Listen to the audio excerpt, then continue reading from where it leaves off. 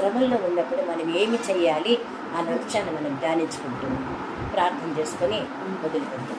మంచి దేవుడా, నేను మనసారా స్థుతించి ఘనపరుస్తున్నాను తండ్రి. వారమంతా మమ్మల్ని కాచి కాపాడి నేను మరొక రోజున తండ్రి మీరు మా జీవితంలో ఈ దినాన్ని ఇచ్చిన దేవా, మీ కోర్టు కొలితే కృతజ్ఞతలు స్థుతులు స్తోత్రం చెల్లిస్తున్నాం. నీ బిడ్డలమని మేము నా తండ్రి నీ సన్నిధికి వచ్చాం. 2-3 నేను వారి మధ్య ఉంటానని సెలవిచ్చారు. 3 కలిసి నేను నీ సన్నిధికి వచ్చి నీ వాక్కులు వినడానికి, నేను నీ నామములో నా తండ్రి ప్రార్థన చేసుకోవడానికి మాకు ఇచ్చినటువంటి ఆధిక్యతను బట్టి నాయన నేను స్తుతించి ఘనపరుస్తున్నా. వాక్యంలోను ప్రార్థనలోనే మీకు భయం కలుగునట్లు ఈ కూడికని మమ్మల్ని దీవించి ఆశీర్వదించమని, మీరు మాతో మాట్లాడమని, మీరు మాట్లాడిన ప్రతి మాటకు మేము లోబడి జీవించే జీవితాన్ని మాకు అనుగ్రహించమని, ఆ వాక్య ప్రకారం మేము జీవించటకు నీ వాక్యపు వెలుగులో మేము నడవడానికి నీ కృపలో మాకు సహాయం దయచేయమని యేసు నామమున ప్రార్థించి కృతజ్ఞత చెల్లిస్తున్నాం తండ్రి. ఆమేన్. ఆమేన్. ఇక్కడ దావీదు ఓ మాట అంటున్నాడు. ఇక్కడ 33వ అధ్యాయం 38వ అధ్యాయం చూడండి. 30 కీర్తనలోనే 38వ అధ్యాయం 38 దానిపై 37 చూడండి. 7 ఏమంటున్నాడు? 37 అధ్యాయం 38లో దావీదుకున్న ఈ కష్టాలు మనకున్నాయా? మనకు కలిగే చిన్న చిన్న కష్టాలకి బాధలకి, ప్రభువా నేను చచ్చిపోతాను, ఈ బాధలు నేను పడలేను ప్రభువా అని మనం ఎలుగెత్తి ఏడుస్తాం. ఒకరితో ఒకరు ఈ బాధలు ఎన్ని ఉండొచ్చు, నా బాధలు మేము ఎవరికైనా ఉంటాయో, ఇన్ని బాధలు నేను పడుతున్నాను అని వేదన చెందాం. కానీ దావీదు ఏమన్నాడు అంతకుముందు? నాకు శ్రమలు నందుంటే నాకు మేలు ప్రభువా, ఎందుకంటే నీ కట్టడాలు నేను తెలుసుకుంటాను అన్నాడు. శ్రమలు వస్తాయి, కానీ ఆ శ్రమలు మనం ఏం చేయాలని దావీదు గారి ద్వారా మనం నేర్చుకుంటాం అన్నమాట. ఇప్పుడు ఎన్ని శ్రమలు వచ్చినాయి, ఎలాంటి శ్రమలు వచ్చినాయో తెలుసా? 38వ అధ్యాయంలో ఇది 5వ వచనం చూడండి. నా మూర్ఖత వల్ల కలిగిన నా గాయములు దుర్వాసన గలవే స్రవించుచున్నది. నేను శ్రమ చేత మిక్కిలి కృంగి ఉన్నాను. దినమెల్లా దుఃఖాక్రాంతనే సంచరించుచున్నాను. నా నడుము తాపంతో నిండి ఉంది. నా శరీరములో ఆరోగ్యం లేదు. నేను సొమ్మసిల్లి బహుగా నలిగి ఉన్నాను. నా మనోవ్యాధిని బట్టి కేకలు వేయుచున్నాను. చూడండి ఆయన మనోవ్యాధి ఎట్లుంది, మనకుంది అంత ఏముందో చూడండి. ఆయన ఎంత బాధపడుతున్నాడు. నా మనోవ్యాధి, నా బాధ నన్ను సొమ్మసిల్ల చేస్తూ ఉంది, కేకలు వేస్తున్నాను. తర్వాత ప్రభువా, నా అభిలాష అంతయు నీకే కనపడతా ఉంది, నీకు మరుగైంది ఏమీ లేదు. నేను పడే బాధ తెలుసు, నేను పడే వేదన తెలుసు. నా మనోవేదన నన్ను కృంగింప చేస్తుంది. ఆ మనోవేదంతో నేను తట్టుకోలేక కేకలు వేస్తున్నాను ప్రభువా. నా నిట్టూర్పులు నీకు దాచిపడి ఉండలేదు. మళ్ళీ ఏమంటున్నాడు? ఇన్ని బాధలు పడుతుంటే నాయన, నా స్నేహితులు, నా చెలికండ్రు నా తెగులు చూసి ఎడవగా నిలుచుకున్నారంట. వారి సహాయత లేదు, వారి దగ్గర ఆదరణ లేదు, వారి దగ్గర ప్రేమ లేదు. కానీ వాళ్ళు చాటుగా నిలబడి దావీదు గారి కలిగిన కష్టాలు, మనోవేద, దుఃఖం చూసి వాళ్ళు దూరం నిలబడి చూస్తున్నారంతే. సహాయం చేయగలరా? మనిషే, దేవుడు. మనం దేవుని దగ్గరికి వచ్చి మొరపెడితే ఆయన మనమే వింటాడు, ప్లస్ ఆయన మనకు సహాయత చేస్తాడు. మనిషి ఏం చేస్తాడు? ఒక సామెత చెప్తాడు, డోలు వేయి మధ్యలతో మొరబెట్టుకునింది, మేమే బాధపడతాండము, ఏం చేయగలము అని అంటారు కదా వాళ్ళు. ఇప్పుడు అట్లా ఉంది కదా. అమ్మ ఫ్యాన్ ఆఫ్ చేసి కొంచెం శబ్దం తెలుస్తుంది. ఏమన్నాడు ఆయన? నా బంధువులు దూరంగా నిలుచున్నారు, నా ప్రాణము దీయదూచి వారు ఉరులు కొట్టుచున్నారు. బా, ఎంత శ్రమలు ఉన్నాయి ఆయనకి. నాకు కీడు చేయజుచ్చువారు హానికరమైన మాటలు పలుకుచు దినమెల్లా కపటోపాయములు పన్నుతున్నారు. చెవిటి వాడినైనట్టు నేను వెనకే ఉన్నాను, మూగవాడనైనట్టు నేను నోరు తెరచడం మాని, నేను వినలేని వాడినై తిని, ఎదురు మాట పలకలేని వాడినై తిని, అయితే నేను దేవుని కొరకే కనిపెట్టుకుంటాను. ఇది ఆయన తీర్మానం. ఇది ఎంత కష్టం నాన్న, చాలా కష్టం కదా. ఏం చెప్తున్నాడు? ఇన్ని బాధల బంధువులు నీతోనే దేవుడు మాట్లాడుతున్నాడు. దేవుడి స్తోత్రం. ఆయన వారుగా నిల్చుండి బంధువులు ఒక పక్క చూస్తున్నారు, ఎగతలే ఇది నవ్వుకుంటున్నారు, ఒక పక్క స్నేహితులు నవ్వుకుంటున్నారు. అంత ప్రేమించే పైకి ఎంత కపటంగా ప్రేమించినారు, లోపల ద్వేషించుకుని నవ్వుకుంటున్నారు. నీతే మాట్లాడుతున్నారు. కానీ ఈయన ఏం చేసినాడు? వినలేని చోటోడుగా ఊహించుకున్నాడు. నేను చోటోడిని, ఎదురు మాట నేను మోగవాడిని కదా, చెవిటివాడిని, మోగవాడిని, ఎదురు మాట నేను చెప్పను. అయితే ఏమంటే నేను నీ కొరకే ఎదురు చూస్తున్నాను ప్రభు, నీవేనైనా నాకు సహాయం చేయాల్సింది. నువ్వే వాళ్ళకి ఇప్పుడు మనం వేసే దెబ్బ ఎట్లుంది, దేవుడు వేసే దెబ్బ ఎట్లుంది? బలమైన దెబ్బ దేవుడు వేసే దెబ్బ. మనం వేసే చిన్న దెబ్బే, కానీ దేవుడు వేసే దెబ్బ పెద్ద దెబ్బ వేసాడు. గొల్లాత అదే విషయం మళ్ళీ చెప్తాను. ఇది చూడండి ఎంత దేవుడు అద్భుతం చేస్తున్నాడు ఆయన. నేను దేవుని కొరకు ఎదురు చూస్తాను, మనుషుల వైపు నేను చూడను. కాకపోతే నేను దేవుని కొరకు ఎదురు చూస్తానంటే కొన్ని విషయాలు నేను పాటిస్తాను. ఏం పాటిస్తాను తెలుసా? చూడండి, ఇంకా కింద ఉండ చూడండి. నా మనో దుఃఖము నన్నెన్నడూ విడవదు. పైన చూడు, నన్ను బట్టి వారు సంతోషించకపోదురుగాక. నేను పడిపోతున్నాను, నా వల్ల కావడం లేదు ప్రభా. వాళ్ళు పలికే మాటలు వినలేకుండాను ప్రభా. 55వ అధ్యాయంలో చూడు ఎట్లంగా ఏమేముంది ఆయన. 55 కీర్తనలోనే 12వ వచనం. నన్ను దూషించేవాడు నాకు శత్రువుగాడు, కానీ వాడు ఎట్లా అంటే సహించవచ్చును. నా మీద మిట్టపడేవాడు నా ఇందు పగబట్టిన వాడు కూడా కాడు. నేను దాగి ఉండవచ్చును. ఈ పని చేసిన నీవు నా సహకారి, నా బంధువే, నా చెలికాడే, నాకు సొంత రక్త సంబంధులే, పరాయవాళ్ళు కాదు. మన ఇంట్లో ఉండి తినిపోయేవాళ్ళే, నాతో ఫ్రెండ్షిప్గా ఉండేవాళ్ళే, నన్ను ప్రేమించి నటించిన వాళ్ళే. నువ్వంటే నాకు చాలా ప్రాణం అన్నోళ్ళే. నేను ఏం చెప్పాలి ప్రభా వాళ్ళ గురించి? బయటోడన్నైతే వారా నువ్వు నాకు తెలియదు అనుకుంటే అనుకోవాలొచ్చు, కానీ పరిచయం ఉన్నవాడు, నా ఇంటికి వచ్చిపోయేవాడు, నన్ను ప్రేమించేవాడే. వాడు ఏం చేస్తున్నాడు? నన్ను దూషిస్తున్నాడు, హానికరమైన మాటలు మాట్లాడుతున్నాడు, నా వెనకాల నాకు గోతులు తవ్వుతున్నాడు, నన్ను పడేయాలి గోతులో. ఇప్పుడు అట్లాంటి వాళ్ళు ఏం చేయగలడు దావీదు? అర్థమవుతుందే. సరే, మళ్ళా ఇంకా ఎట్లా ఉంటుందో తెలుసా? ఈ మనము కూడి మధురమైన ఘోష చేసి ఉన్నవారము ఉత్సవములకు వెళ్ళి సమూహంలో దేవుని మందిరాన్ని కూడా పోయేవాళ్ళు. అన్నట్టు అందరూ కలిసి మందిరాన్ని పోయేవాళ్ళు, మందిరంలో ఉండేవాళ్ళు, ఏదన్నా ప్రోగ్రామ్తో కలిసిపోయేవాళ్ళు, అంత హత్తుకునేవాళ్ళు. వాళ్ళే అట్లా చేస్తే ఈయనకు ఆశ్చర్యపోతున్నారు. దావీదు ప్రభు ఇంత అన్యాయమా? నేను అసలు వాళ్ళ జోలి పోను, వాళ్ళ పేరెత్తను, కానీ వీళ్ళు చూడు నాతో ఎంత మంచిగా ఉంటున్నారు. నా యొక్క ఫంక్షన్లోకి వస్తూ ఉండారు, నా ఇంటికి వచ్చి తినిపోతూ ఉన్నారు, నాతో మంచిగా మాట్లాడుతున్నారు. పరేవాళ్ళు కాదు, నా వాళ్ళే. ఒక మందిరాన్ని కూడా పోయేవాళ్ళే, ఒక ఇంట్లో కలుసుకునే వాళ్ళే వాళ్ళు కాటేస్తే దావీదు ఏం చెప్పగలడు? రాజు అయితే నేను ఒక పని చేస్తాను. ఒక తీర్మానం తీసుకున్నాడు. మొదటి తీర్మానం ఏది? నేను యెహోవా కొరకే కనిపెట్టుకుంటా. 38లో చూసిన, నేను యెహోవా కొరకే కనిపెట్టుకుంటా. చెవిటి వాడైనట్టు, మూగవాడైనట్టు, ఎదురు మాట పలకలేని వాడినైనట్టు నేను ఉండిపోతా. అయితే 4వది ఏం చేస్తా? ఆయన కొరకే నేను ఎదురు చూస్తా. ఆయన కొరకే నేను ఎదురు చూస్తా. నువ్వు తప్ప నేను నా నా అవయవాలన్నీ ఆప్షన్లో పెట్టేస్తా. అంటే నేనేం చేయలేను. నేనెందుకు వాళ్ళతో ఫేస్ కొట్లాడెళ్ళా? అది నువ్వు చేయి ప్రభా అనే తీర్మానం ఎవరుకుంటుంది? అది ఉండాలి.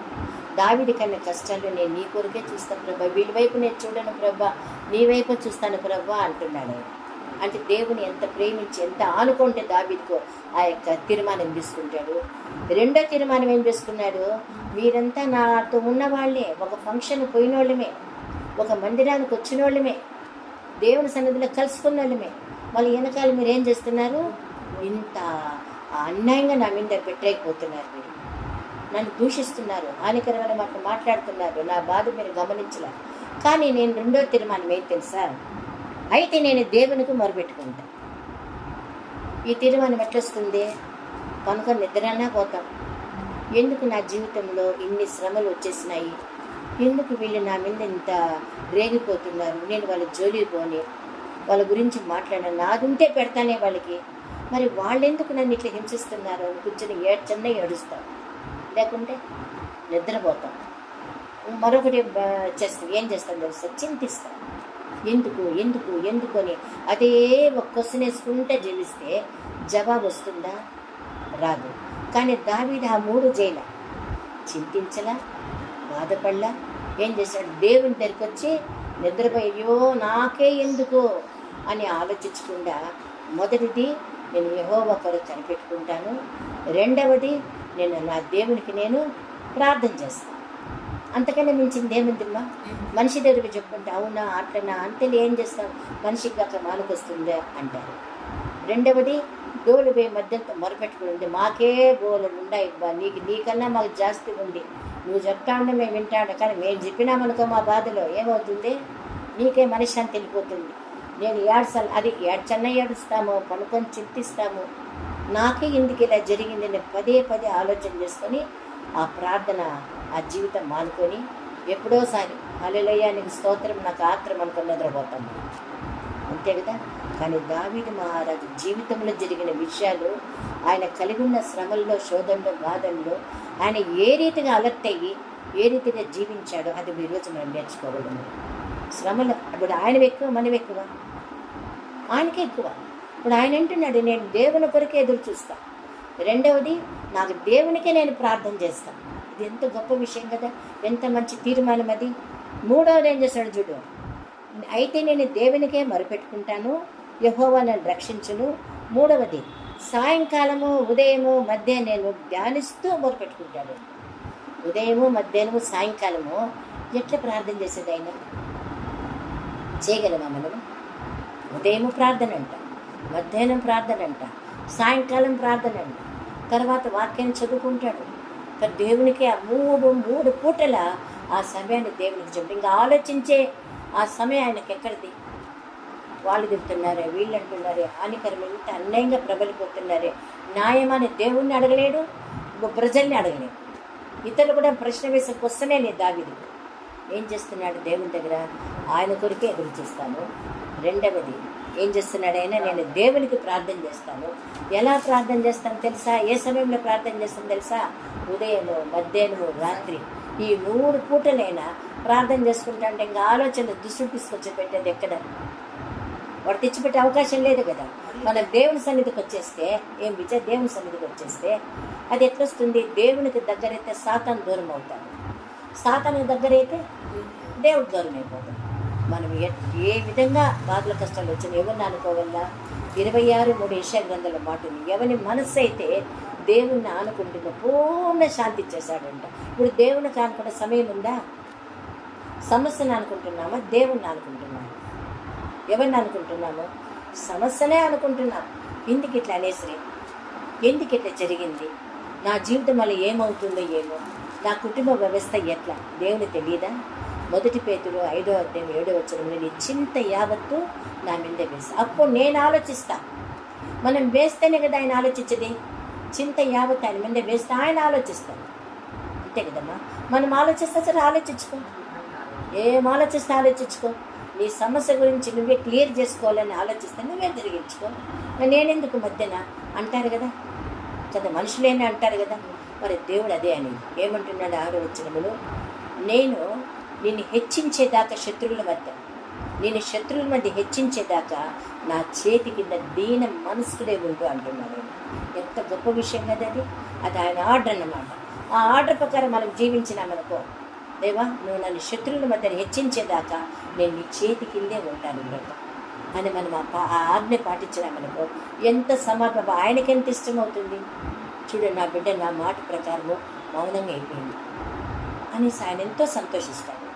రెండవది ఆయన మన ప్రతి చింత ఎవరి చేతులు పెట్టల్లా మనం ఆలోచించకూడదు. అంటే మనం అంటాం కానీ ఆలోచన వస్తుంది, కానీ మనం ఆలోచించి మనం ఏం చేయగలము? సమస్య గురించి మనం ఆలోచించి మనం ఏమి చేయలేము. ఏమైనా చేయగల అసాధ్యుడైన అసాధ్యమైన సాధ్యపరిచే తండ్రి చేతిలో పెట్టేది.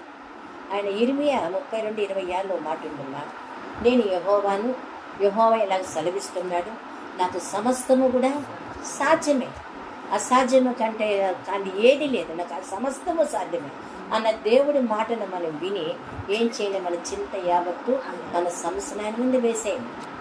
అప్పుడు ఆయన వేసిన తర్వాత ఆయన ఆలోచిస్తారు. ఇప్పుడు శద్రకు, మెషకు, అబేద్నెగోలు ఉన్నారు పాత నిబంధనలు. వాళ్ళు అనుకోకుండా ఒక రోజు ఫంక్షన్ పోతారు. ఆ నెబుకద్నెజరు ఒక ఫంక్షన్కి వీళ్ళు కూడా ఇన్వైట్ చేస్తారు. వీళ్ళు పోతారు మామూలుగా. వాళ్ళ దైవ సేవకులు మంచి యూత్ 30 ఏళ్ళు అట్లా ఉంటాయేమో వాళ్ళకి, మంచి యవనస్తులు. చరిత్రలు చూస్తే అట్లా మంచి యవనస్తులు 30 ఏళ్ళు ఉంటారు వాళ్ళకి.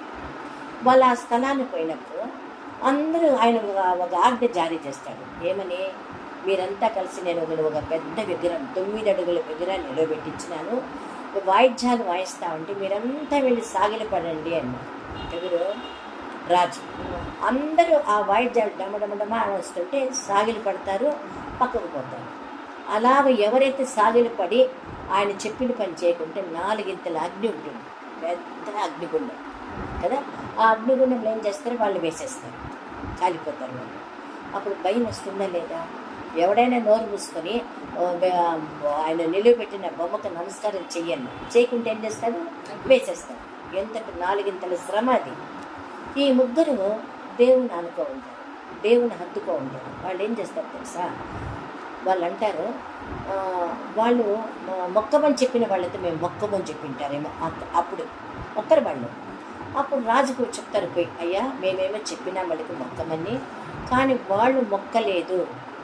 ఆ ముగ్గురు ఏం చేస్తారు? విగ్రహానికి మొక్కలేదు, సాగిల పడలేదు అని ఈ విషయం ఎత్తుకొని రాజు చెప్తాడు. రాజు అంటాడు, సరే నేను వస్తున్నాను కదా. నేరుగా వాళ్ళ దగ్గరికి వచ్చి, శద్రకు మేషకు అబెద్దుకోలేరా? నేనేం చెప్పాను? అందరికీ ఆర్డర్ ఇచ్చిన, మీకు ముగ్గురికి అది ఇచ్చింది. నేను అందరికీ ఆర్డర్ ఇచ్చిన. ఏం ఆర్డర్ ఇచ్చినాను?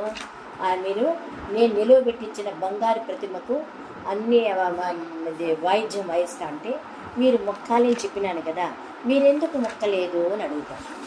మీరు మొక్కలేదనుకో, అప్పుడు నేనేం చేస్తాను? అగ్నిగున్న 4 ఇంతల శ్రమలు నేను వేసేస్తాను అన్నాడు. అంటాడు కదా. అప్పుడు వాళ్ళ ముగ్గురు ఏం చేస్తారు తెలుసా? రాజుని పేరు పెట్టి పిలుస్తారా? వాళ్ళు వెనక ముందు ఏముంది ఏమీ లేదు, బంధుమిత్రులు లేదు, రక్త వాళ్ళ ముగ్గురే. వాళ్ళకేమి అండ లేదు, బలగం లేదు, డబ్బు లేదు, పేరు ప్రఖ్యాతులు లేదు. కానీ వాళ్ళు ఎట్లా? వాళ్ళు అంత ధైర్యం ఎక్కడికి? వాళ్ళకి రాజ్యపేట వినాల్సిందే కదా. చూడండి, 734 పేజీ, దానియేలు 4వ అధ్యాయం 3వ అధ్యాయం 3వ అధ్యాయము 15వ వచనం, 34వ పేజీ 14వ వచనం నుంచి నేను చదువుతా చూడు. అంతటి నెబుకద్నెజరు వారితో ఇట్లా ఆయన, శద్రకు మెషకు అబెద్నెగో, మీరు నా దేవతను పూజించడం లేదనియు, నేను నిలవబెట్టించిన బంగారు ప్రతిమకు నమస్కరించడం లేదనియు నాకు వినిపించింది. మీరు అక్కడ విగ్రహాన్ని దగ్గర పోయి మొక్కాలని నేను చెప్పనిపించిన బడ్డుల్ని. కానీ వాళ్ళు చెప్పినప్పుడు మీరేం చేసినారు? మేము మొక్కము, మేము సాగిలపడము అని నిర్ధారణ చేసుకుని నిలబడిపోయినారు. మీరు ఎందుకు అట్లా చేశారు? మీరు ఇప్పుడు నేను అడుగుతున్నా, రాజు చెప్తున్నాడు, నేను అడుగుతున్నా మిమ్మల్ని, ఎందుకు మొక్కలు? మీకు అర్థమవుతుందా? ఎందుకు మొక్కలేదు మీరు అని అడుగుతాను. నా దేవతకి ఎందుకు మీరు మొక్కలేదు అని అడుగుతారు. అందరూ మొక్కినారు, మీరు ముగ్గురే ఆ పని చేయలేదు, ఎందుకు అని అడుగుతాడు. అప్పుడు వాళ్ళ జవాబు చూడమ్మా, ఆ 4 ఇంతల శ్రమ ఉంది, 4 ఇంతల అగ్ని ఇంత ఉంటుంది, 4 ఇంతల అగ్ని పెద్ద ఇది ఉంది కదా. నేను చెబుతా చూడు, ఏమన్నాడైనా 15వ వచనం, బాకాను, పిల్లెన గ్రోవిని, పెద్ద వీణను సింఫోనియను అంటే ఇవన్నీ వాయిద్యాలు, సకల విధములకు వాయిద్యములను మీరు విను సమయంలో అవన్నీ డమడమడమా జరుగుతూ ఉంటాయి. అవన్నీ జరిగే సమయంలో మీరు సాగిలపడాలి.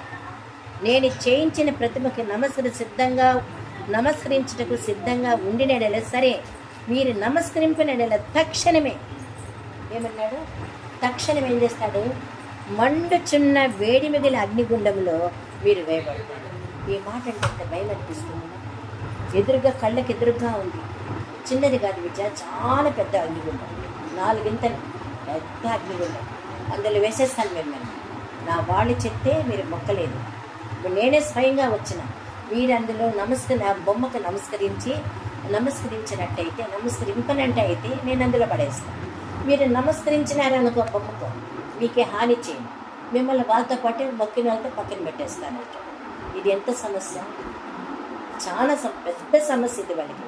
అప్పుడు ఏమంటారు తెలుసు? వాళ్ళ జవాబులు ఏమంటున్నారు? ఆ అగ్నిగుండం అనే సమస్య చూపించి చెప్తున్నాడు ఆయన. ఇప్పుడు చూడండి, మళ్ళీ ఏమంటున్నాడు ఆయన? అగ్నిగుండంలో మీరు వెయ్యబడతారు, నా చేతిలో నుండి మిమ్మల్ని విడిపింపగల దేవుడు ఎక్కడున్నాడు? మీ దేవుడు చూపించండి. ఛాలెంజ్ రాజు, మీ దేవుడిని చూపించండి. ఎక్కడున్నాడు మీ దేవుడా? మిమ్మల్ని రక్షిస్తాడేమి? ఇవి నేను ఈ రాజ్యానికి నేను రాజుని, చక్రవర్తిని, నేను ఏమైనా చేయగలను. నేను ఆలోచించి మిమ్మల్ని అందులో తోసేస్తాను. నేను చెప్పిన మాట వినుకుంటే మీ దేవుడు ఎక్కడ, నేను కాపాడతాడు మీ దేవుడు అని ఛాలెంజ్ చేస్తున్నారు. ఎవరు? రాజు. ఇది రాజు ఛాలెంజ్ మాటలు. ఇప్పుడు ఆ భక్తుల మాటలు చూడు. ఇది ఎవరు అనలేం మనం. ఏమన్నాడైనా శద్రకును మెషాకును అబెద్దుగోయును రాజుతో ఈ విధంగా చెప్పినారు. ఆశ్చర్యపోయే మాటలు చూడు. ఓ నెబుకద్నెజరు, ఇందును గూర్చి నీకు జవాబు ఇవ్వాలి చింత మాకలే. ఎక్కడి నుంచి వచ్చింది మా ధైర్యం? వారికి మనకు దేవుని ఎంతో విశ్వాసం పట్టు ధైర్యం కూడా ఉండాలంట. ఊరికే ప్రభువు నమ్ముకుంటే కుదరదమ్మా. ధైర్యం, శ్రమలు జయించే ధైర్యం కావాలి, ఎదుర్కొనే శక్తి కావాలి. అది ఆయనే ఇస్తాడు. ఏమంటున్నావు? పేరు పెట్టే రాజాని కూడా కాదు, మళ్ళీ అంటారు రాజాని. ఇప్పుడు ఏమని పెట్టి పిలుస్తారు? ఓ నెబుకద్నెజరు, నువ్వు చెప్పిన మాటలు మేము వింటామనుకుంటువా? మాకు భయం లేదు. నువ్వు అగ్నిగుండంలో వేసినా మాకు భయం లేదు. మాకు భయం లేదు, మేము భయపడం. మేము అంటే ఆమె శ్రమలు సాతానికి చెప్పినట్టుంది. వాళ్ళు ఏ సాతానులో నన్నేమీ చేయలేదు. ఎందుకు? దేవుడు మా పక్షాన ఉన్నాడు అని చెప్పేది. మేము భయపడము. ఒకవేళ కాపాడితే కాపాడి, లేకుంటే చనిపోయినా మాకు చింతలే. ఎట్లా అంత తీర్మానం తీసుకోవడము? దావీదు ఏం తీర్మానం తీసుకున్నాడు? నేను యెహోవా కొరకే కనిపెట్టుకున్నాను. ఉదయం మధ్యాహ్నం సాయంకాలం ప్రార్థన చేస్తా, నా దేవుడే నన్ను రక్షిస్తాడు. అక్కడుండి నా యెహోవానే నన్ను రక్షిస్తాడు. నన్ను ఆ తీర్మానం తీసుకున్నాడు. ఈయనేం తీర్మానం చేసుకున్నారు వీళ్ళు? రాజా నెబుకద్నెజరు, నువ్వు చెప్పిన విషయాల గురించి, మాకు వచ్చే విషయాల గురించి నీకు జవాబు చెప్పాలి చింత మాకలే. మాకేం కర్మ నువ్వు చెప్పిన ప్రశ్న. వాళ్ళకి ఏమైనా భయం ఉందా? ఎదురుగేముంది? అగ్ని ఉంది. అందులో వేసే రెడీగా ఉన్నారు సేవకులు ఎక్కేసేసేదానికి. ఆ సమయంలో ఎట్లా మాట్లాడేది? అది చాలా కష్టం కదా. నువ్వు చెప్పే మాటలు మేము వినం. నీకు జవాబు ఇవ్వడానికి కూడా మాకేమీ చింత లేదు. మళ్ళీ ఏమంటున్నా చూడండి, మేము సేవించే దేవుడు ఎంతో మంచి సాక్ష్యం చూడు. దేవుడు మండుచున్న వేడిమి గల ఈ అగ్నిలో నుండి మమ్మల్ని తప్పించి రక్షించుటకు సమర్థుడయ్యా. ఆయన గురించి ఏమనుకుంటున్నారు మీరు? యెహోవా అంటే అల్లాటప్పనా? ఏమనుకున్నారు? మా దేవుడు అంటే, మా దేవుడు నువ్వు పడవేసి అగ్ని నుండి తప్పించడానికి సమర్థుడు కదా. సాక్ష్యం ఆయన గొప్పతనం గురించి వివరిస్తున్నారు. మరియు నీ వశమున పడకుండా ఆయన మమ్మల్ని రక్షిస్తాడు. ఆయన గొప్ప దేవుడు. ఈ సాక్ష్యం చెప్పాలి మనం. ఎదుటోళ్ళు మన శ్రమల్లో ఉడికించినప్పుడు, శ్రమల పాలు చేసినప్పుడు, ఎక్కడ మీ దేవుడు అన్నప్పుడు, మా దేవుడు గొప్ప. ఈ శ్రమలో నుంచి తప్పించడానికి ఆయన శక్తిమంతుడు అని మనము ఆ బలమైన మాటలు మాట్లాడితే అప్పుడు దేవుడు వింటాడు కదా. ఇప్పుడు వీళ్ళ మాటలన్నీ వింటున్నాడు ఆయన. యెహోవా యందు భయభక్తులు గలవారు ఒకరితో ఒకరు మాట్లాడితే చెవి గాలికిస్తాడు.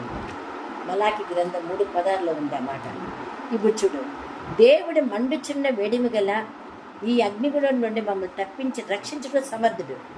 మరియు నీ వశమున పడకుండా ఆయన మమ్మల్ని రక్షిస్తాడు. ఒకవేళ ఆయన రక్షించకపోయినను రాజా, నీ దేవతల్ని మేము పూజించం. నువ్వు నిలవబెట్టించిన బంగారు ప్రతిమకు మేము నమస్కారము చేయము. ఇది తెలుసుకోను ముందు నువ్వు. మేము చేయమయ్యా, నువ్వు చెప్పిన మనం చేయము. నీకు చెప్పాల్సినటువంటి ఆ జవాబు చింత కూడా మాకు లేదు, అవసరం లేదు. ఏం చేస్తావు చేసుకో, పడేస్తావా పడేయి, అది నీ ఇష్టం. కానీ మేము మాత్రం నువ్వు చెప్పిన పని మాత్రం మేము ఈ రీతిగా మాట్లాడితే రాజు కోపం వస్తుందా, శాంతం వస్తుందా?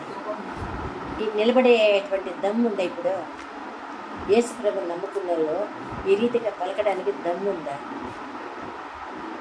లేదు కదా. ఇది జరిగిన విషయాలు అందుకే దమ్ము.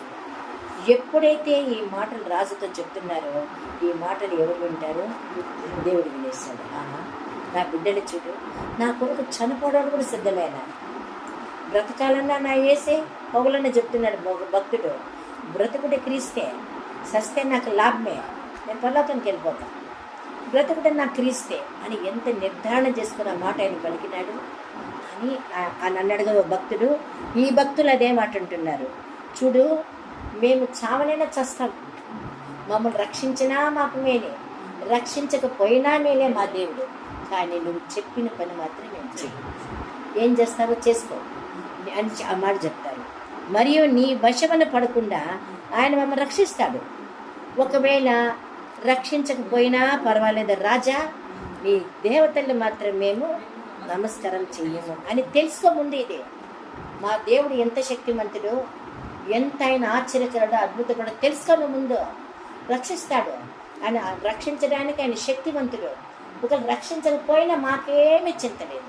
ఆ మాట మనం మాట్లాడతాము, నేను చింతిస్తాము, ఏడుస్తాము, బాధపడతాము. ఎందుకు ప్రభువా మేము బుద్ధి లేక ఫంక్షన్కి వస్తే రాకుండా ఉండింటేనా బాగున్నాయి, కొనుక్కుంటాము, సనుక్కుంటాము. అయ్యో మనం ఎందుకబ్బా మేము ఇలా ఇరుక్కుపోయినా మీ స్థలానికి వచ్చి నన్ను ఎప్పుడైనా తప్పిస్తావా అని ప్రార్థన చేస్తున్నారు. తెలియక చేశాం ప్రభా మమ్మల్ని రక్షించని అన్నారు వాళ్ళు ఆ మాట అనలేదు, కానీ చింతించేలా బాధపడలేదు. కానీ ఒకే మాట, రాజుతో చెప్పే మాట, మీరు పూజించమని మాకు చెప్తాను, మేము ఆ పని చేయి. మా దేవుడు అగ్నిగుండంలో వేసే అక్కడ పోవడానికి ఆయన అనుమతిస్తేనే మేము పోతాం, లేకపోతే అగ్నిగుండంలో మేము పడం. నువ్వు చెప్పినట్టు జరగదు. నీ వశంలో పడకుండా దేవుడు మమ్మల్ని కాపాడవచ్చు, కాపాడకపోవచ్చు. ఆయన మా అబ్బాయి ఈ మాటలు మనం మాట్లాడతామా? చెప్పండి రా, మాట్లాడలేం కదా. మళ్ళా చూడు, నీవు నిలవబెట్టించిన బంగారు ప్రతిమకు నమస్కరించు. ఇది తెలుసుకోను ముందు, నువ్వు చెప్పిన పని మేము చేయము. ఇది తెలుసుకో. ఏం తెలుసుకుంటావు? ఆ ప్రతిమకు మేము నమస్కారం చెయ్యము, ఇది తెలుసుకో ముందు అని చెప్తారు వాళ్ళు. అందుకు నెబుకద్నెజరు అత్యాగ్రహం నిందినందున ఎంత వస్తుంది? అత్యాగ్రహం అంటే ఏమో విపరీతమైన కోపం. రాజుతో ఆ విధంగా మాట్లాడొచ్చా? వినయ విధేయతో మాట్లాడాలి కదా. ఎట్లా మాట్లాడుతున్నారు వాళ్ళు? ఉన్నట్టు చెప్తా ఉన్నారు. ఆ మాట చెప్పిన తర్వాత షద్రకు మెషకు అబెద్దుగోయను వారి విషయంలో ఆయన ముఖం వికారమైన కనుక గుండాన్ని ఎప్పటికని ఎన్నింతలు చేశాడన్నా? ఎందుకు తెలుసు అంత కోపం వచ్చింది రాజుకి? వాళ్ళు ఏమన్నారు? వాళ్ళు మీ దేవుడు మిమ్మల్ని మీ దేవుడు ఎక్కడ మీ విడిపిస్తాడా అని వాళ్ళ దేవుణ్ణి ఆ కించపరిచే విధంగా రాజు మాట్లాడినందుకు ఈ ముగ్గురు కోపం వచ్చేస్తుంది. మమ్మల్ని కాపాడకపోయినా చింతలు, ఎక్కడ మీ దేవుడు అంటావా? మా దేవుడు ఉండబట్టే మేము ఈ రీతిగా ఉండేది. నువ్వు ఈ రీతిగా మీ దేవుడు ఎక్కడని మమ్మల్ని నువ్వు బాధపడతావా అనేసి వాళ్ళ దేవుణ్ణి బాధపడినందుకు కోపం వచ్చేస్తుంది కదా. ఇప్పుడు చూడండి, ఎన్నింతలు చేశాడమ్మా? చేశాడు. మరియు తన సైన్యంలో నుండి బలిష్ఠుల్లో ఎట్లాంటి వాళ్ళు 10 మందిని పిలిపిస్తారు. వాళ్ళంతా మొక్కిన వాళ్ళే. అక్కడ మనకి రాజుకు భయపడి ఆ యొక్క ప్రతిమకు మొక్కిన వాళ్ళే, బలిష్ఠులైన వాళ్ళు. ఎత్తి ఇస్త్రీ వేసేయాలి ముగ్గురిని అని ఆ 10 మందిని పిలిపించి షద్రకును మెషకును అబెద్దుగోను బంధించి, బట్టలు కూడా అట్లే పెట్టేస్తారు, బంధించి వేడిమి గల మండుచున్న గుండంలో వేయడని ఆజ్ఞిచ్చేస్తారు. వారి అంగీలు, నిలువుటింగీలు, పై వస్త్రాలు ఏమి తీడు. పై వస్త్రాలు వేసుకో ఉంటారు, నిలువుటింగీలు వేసుకో ఉంటారు, షర్ట్లు ఉంటాయి వాళ్ళకి. అట్లే 10 మంది ఏం చేస్తారు? తీసుకుపోయి వేసేస్తారు. ఇది జరిగింది మా వేసేస్తారు. మళ్ళీ చూడ ఏమేం జరుగుతుందో. వారి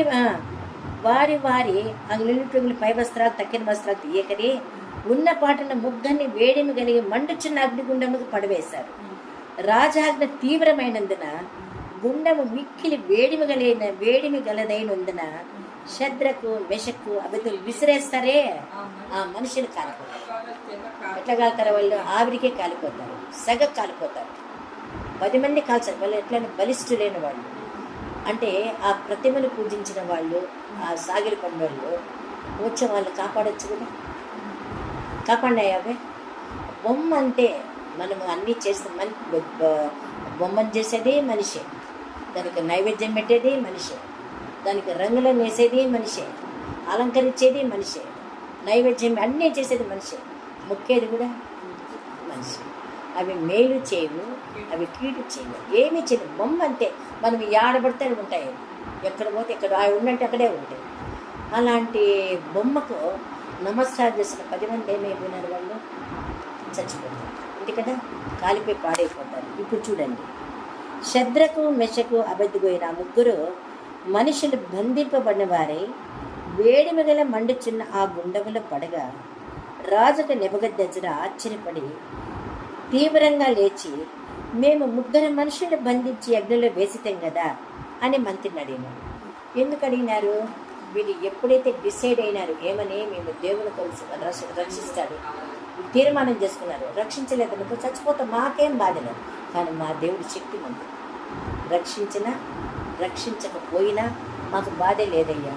అగ్నిగుండమైన శ్రమలు మేము సంతోషంగా పోతాం శ్రమల్లో అని సంతోషించే వాళ్ళు ఉండారా? శ్రమలు రానివాడే క్రైస్తవుడు కాదు, శ్రమలు వచ్చేవాడే క్రైస్తవుడు కదా. ఆ శ్రమలకి లొంగిపోయేవాడు బలహీనుడు అనమాట. శ్రమలు వస్తాయి, ఆ శ్రమల్లో మనం ఇట్లా తీర్మానాలు చేసుకోలేదనుకో దేవుడు నేను వదిలేస్తాడా? మనం వదిలేసి పక్కకు పండి నాకు మిమ్మల్ని తీర్మానం చేసుకోమని రాజ్యపేట చేయండి అని అన్నాడా? మా దేవుడు శక్తి మరి నాలో ఉండే దేవుడు ఈ లోకంలో ఉన్నవాడి కంటే గొప్పవాడు, ఆయన సహాయం చేస్తాడు.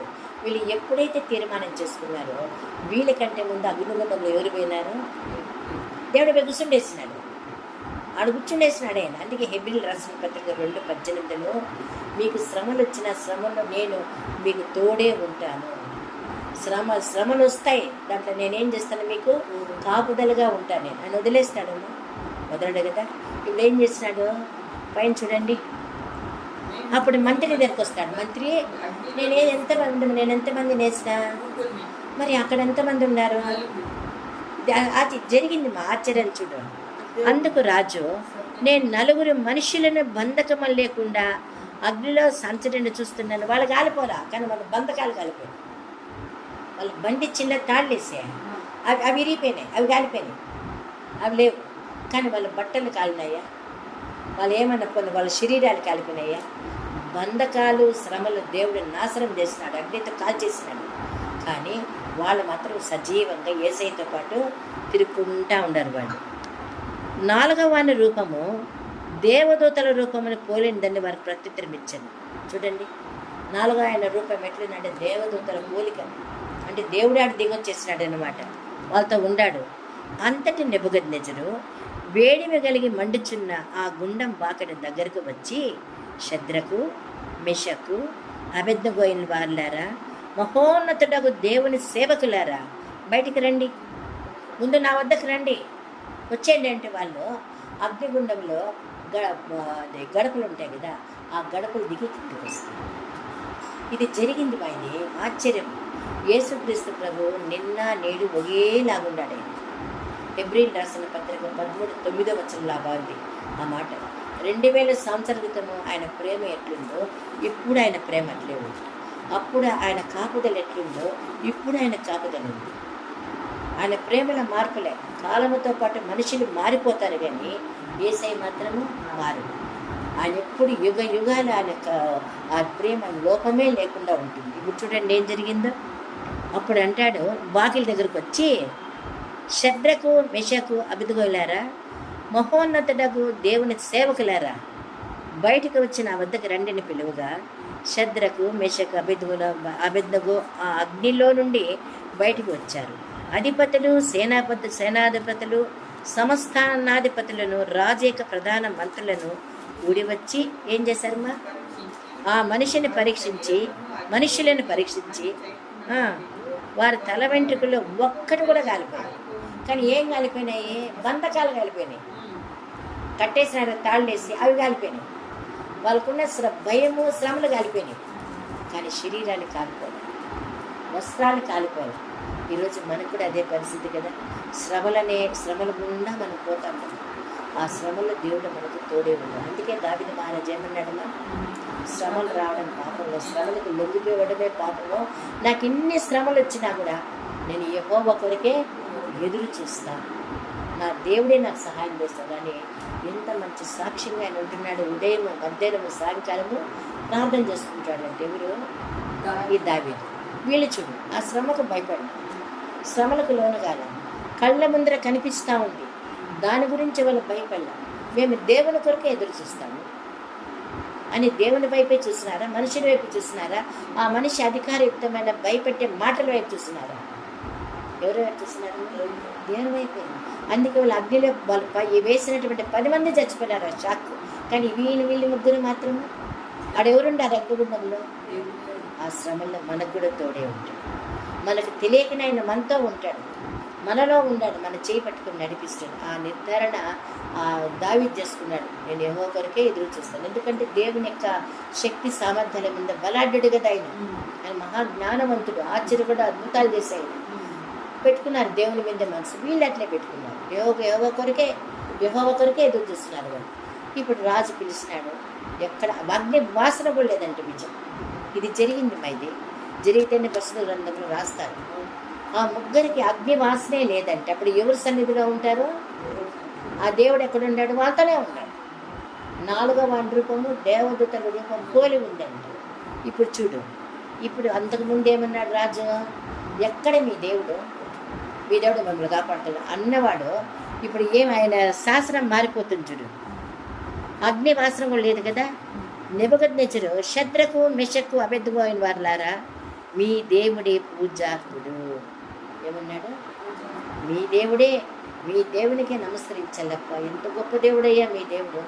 నేను చేయించిన ప్రతిమకు మొక్కిన 10 మంది కాలు చచ్చిపోయినారు. శాకానికే. ఇంకేం అగ్నిగుండం ఇంకా పోలే వాళ్ళు. ఆ శాకానికే ఆవిరికే చచ్చిపోయినారు వాళ్ళు. కానీ మీరు లోపలికి వచ్చినా కూడా మీరు చావాలి. కానీ మీ బంధకాలు వెళ్ళిపోయినాయి. బంధకాలు చేతులు కట్టేసిందా? ఆ బంధకాలు, శ్రమలు, శోధనలు మొత్తం కాల్చి పడేసినాడే. కానీ మీరు ఎట్లుండారు? అగ్ని వాసన కూడా మీ దగ్గర. ఇప్పుడు నేను ఒప్పుకుంటున్నాను, మీ దేవుడు పూజింపదగిన వాడు మీ దేవుడు. మళ్ళా చూడు, ఆయన సాక్ష్యం. శద్రకు మెషకు అబెద్దుగోని మీరు దేవుడి పూజార్హుడు. ఆయన తన దూతను పంపించి తను ఆశ్రయించిన దాసుల రకమ. ఎంత మంచి సాక్ష్యం రైతే. తన దూతల్ని పంపించి ఏమన్నాడైనా? దూతను ఒక దూతను పంపించి ఎవరైతే దేవుడిని ఆశ్రయించినారో వాళ్ళు ఏం చేసినాడంట? దేవుడు రక్షించుకునేసినాడంట. మళ్ళీ వాళ్ళు రక్షించలేదే. ఆ 10 మంది ఏమైనారు? కాలి మాడి మసైపోయినారు. మరి ఆ యొక్క ప్రతిభ వచ్చి వాళ్ళు రక్షించలేదే. రక్షించలేదు. కానీ దేవుడు తన దూతను పంపించి నమ్మకమైన తన బిడ్డలు కష్టాల్లో బాధలో తను ఆశ్రయించినందుకు దేవుడు ఏం చేసి తప్పించేసినాడు. ఆ సాక్ష్యం ఎవరు చెప్తున్నారు? రాజే చెప్తాడు ఆ సాక్ష్యాన్ని. కళ్ళెదురుగా చూస్తాడు. ఎక్కడ మీ దేవుడు నా చేతుల నుంచి విడిపించగలడా అని ప్రశ్న వేసినాడు. ఇప్పుడు ఏమంటున్నాడు? సాక్ష్యం. అబ్బా, మీ దేవుడు పూజించడానికి అర్హుడు. నిజమైన దేవుడు ఆయన తన దూతను పంపించి తన బిడ్డల్ని రక్షించేసినాడు. వారు తమ దేవునికి గాక మరి ఏ దేవునికి నమస్కరింపకయు ఏ దేవుని సేవింపక ఉందమని తమ దేహాలను అప్పగించి రాజు యొక్క ఆజ్ఞను బెద్దపరిచినారు. నా ఆజ్ఞనే వాళ్ళు తోసేసినారు. మా దేవుడు రక్షిస్తే రక్షిస్తాడు, లేకపోతే చచ్చిపోతే చచ్చిపోతాం అంతే. కానీ నువ్వు చేయించిన ప్రతి మొక్కమని నేను ఇచ్చిన ఆజ్ఞని నన్నే తోసేసినారు వాళ్ళు. నా ఆజ్ఞని వాళ్ళు త్రోసివేసి విస్మరించేసి అంటే వాళ్ళు మొక్కోలేదు వాళ్ళు. చూడండి, కాగా నేను ఒక శాస్త్రం ఇప్పుడు చెప్తాను. అప్పుడు ఏం శాసనము? అప్పుడు శాసనం ఎట్లుంది? ఎవరైతే ప్రతిమకు మొక్కుకుంటే అగ్నిగుండంలో వేస్తాను, ఎక్కడ మీ దేవుడు యాడ నా చేతుల నుంచి విడిపిస్తాడా అని ఛాలెంజ్ చేసి శాసనం ఇచ్చినవాడిని. ఇప్పుడు మరొక శాసనం. ఏం శాసనం చూడండి ఎంత బాగుందో. ఈ విధంగా రక్షించుటకు సమర్థుడకు దేవుడు గాక మరి ఏ దేవుడు లేడు. నేనే చెప్తా ఉన్నా, రాజప్పుడు నేనే చెప్తాను. ఏ దేవుడు లేడు. ఇంకా కళ్ళ ముందు నేను చూసిన ఒక మంచి సాక్ష్యాన్ని. మీరు నిలబడ్డారు ప్రభు కోసం. ఈ దేవుడే ఇంకా, ఈ దేవుడు తప్ప ఏ దేవుడు కూడా మిమ్మల్ని కాపాడలేరు. కాబట్టి ఏ జనులలో కానీ, ఏ రాష్ట్రంలో కానీ, ఏ భాష మాట్లాడేవారిలో కానీ శద్రకు మెషకు అబెద్నెగో అనువారు దేవుని ఎవరు దూషిస్తారో వాడు తుత్తునీలుగా చేయబడతారు. అంటే నరికేస్తాను నేను, ముక్కలు చేస్తాను నేను. ఎవరన్నా ఎట్లా మారిపోయింది నాన్న? శాసనం తారుమారైపోలా. దేవునికి సమస్తము సాధ్యం. అయితే నిలబడాలి. దావీదులాగా నేను దేవుని కొరకే ఎదురు చూస్తాను. వాళ్ళు నన్ను ఏం చేస్తాను? చెవిటి వాడైనట్టుంటా, మోగవాడైనట్టుంటా, వినలేని వాడినైతే ఉండిపోతాను. నేనేం మాట్లాడు, నువ్వు చూసుకున్నాను అవన్నీ. నేను నీ వైపు చూస్తాను, వాళ్ళ వైపు చూడాను. వాళ్ళ గర్వాన్ని వంచిపోయినాను. ఎంత ఆనుకుంటే దావీదు ఆయన ఆ విధంగా మాట్లాడతాడు ఆయన కదా. ఎంత గొప్ప దేవుడు కదా మన దేవుడు. చూడు, దేవుని ఎవడు దూషిస్తాడో వాళ్ళు ముక్కలు చేస్తాడంట. వాని ఇల్లు ఇప్పుడు పెంటకప్పుగా ఉంటుంది. అంతటి నుండి రాజు శద్రకు మెషకు అబెద్నెగో వారిని ఎట్లా చేశాడమ్మా? మంచి జాబ్స్ ఇచ్చేసాడు. బబులోను సమస్తం వాళ్ళకి ఒక ఉద్యోగాలు ఇచ్చేసాడు. వాళ్ళకి గొప్పగా ఆధిక్యత ఇచ్చి వాళ్ళు నిలబెట్టేసి. అప్పుడు శ్రమ ఎదుర్కొంటేనే కదా ఆశీర్వాదం వచ్చేది. ఆ శ్రమల్లోనే ఉండాలి. దేవుని నిందిస్తున్నాం, మనుషుల్ని ఎందుకు ఎందుకు నాకే నాకే ఎందుకు ఇలా జరుగుతాను?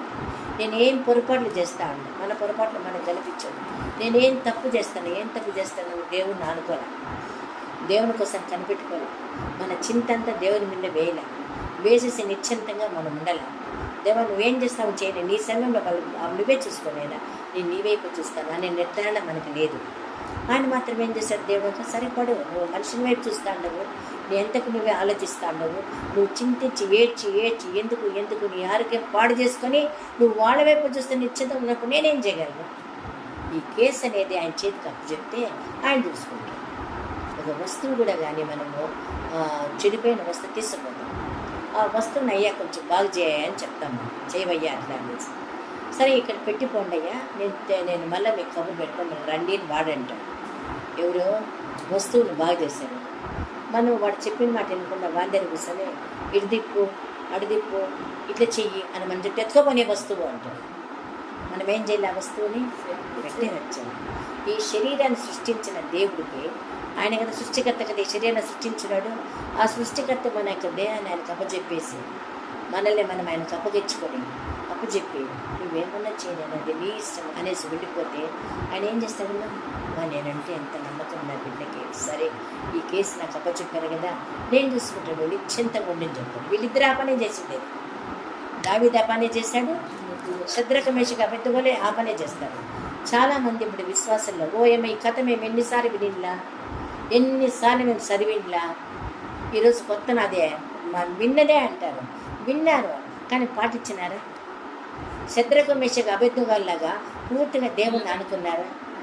అధికారితో ధైర్యంగా మేము మొక్కమయ్యా, నువ్వు నిలవబెట్టించిన విగ్రహాన్ని మేము ఎందుకంటే మా దేవుడు రక్షించడానికి సమర్థుడు. నీ దేవుడు ఎక్కడున్నాడో అన్నావు కదా, మా దేవుడు ఎంత శక్తిమంతుడు చూపిస్తాం. మేము రక్షించినా మాకు ఓకే, రక్షించకపోయినా కూడా మాకు ఓకే, అంతే.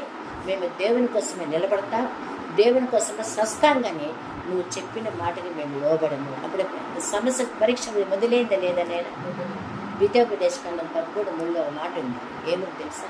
అక్కడ నీవు నీ దేవుడైన యెహోవాని ప్రేమిస్తున్నావో లేదో తెలుసుకోవడానికైనా పరీక్షలు పెట్టారు కదా. ఆ పరీక్షలు నిలబడేలా వద్దా మనము? ఈ కథ ఎంతోమంది చదివినారు, ఎంతోమంది మాకన్నీ తెలుసు అంటారు వాళ్ళు, కానీ ఆ వీళ్ళలాగా మనం నిలబడతారు.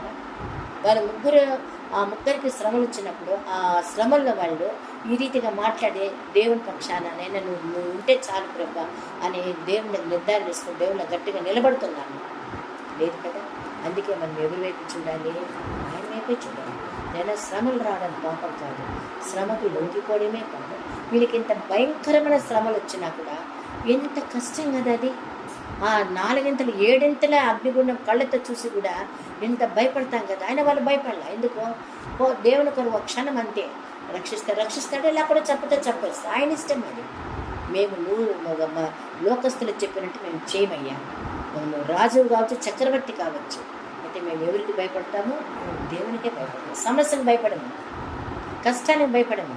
ఇవన్నీ మా దేవుడు క్షణంలో కాపాడేస్తాడు, నీకెందుకు భయపడతాను మేము అని వాళ్ళు నిలబడ్డారా లేదా? వాళ్ళు అది నిలబడి వాళ్ళు రాజు మాటకు భయపడకుండా సమాధానం చెప్పినప్పుడు, దేవుని హత్తుకున్నప్పుడు ఎవరు పోయినారమ్మా వీళ్ళతో పాటు అగ్నిగుండంలోకి?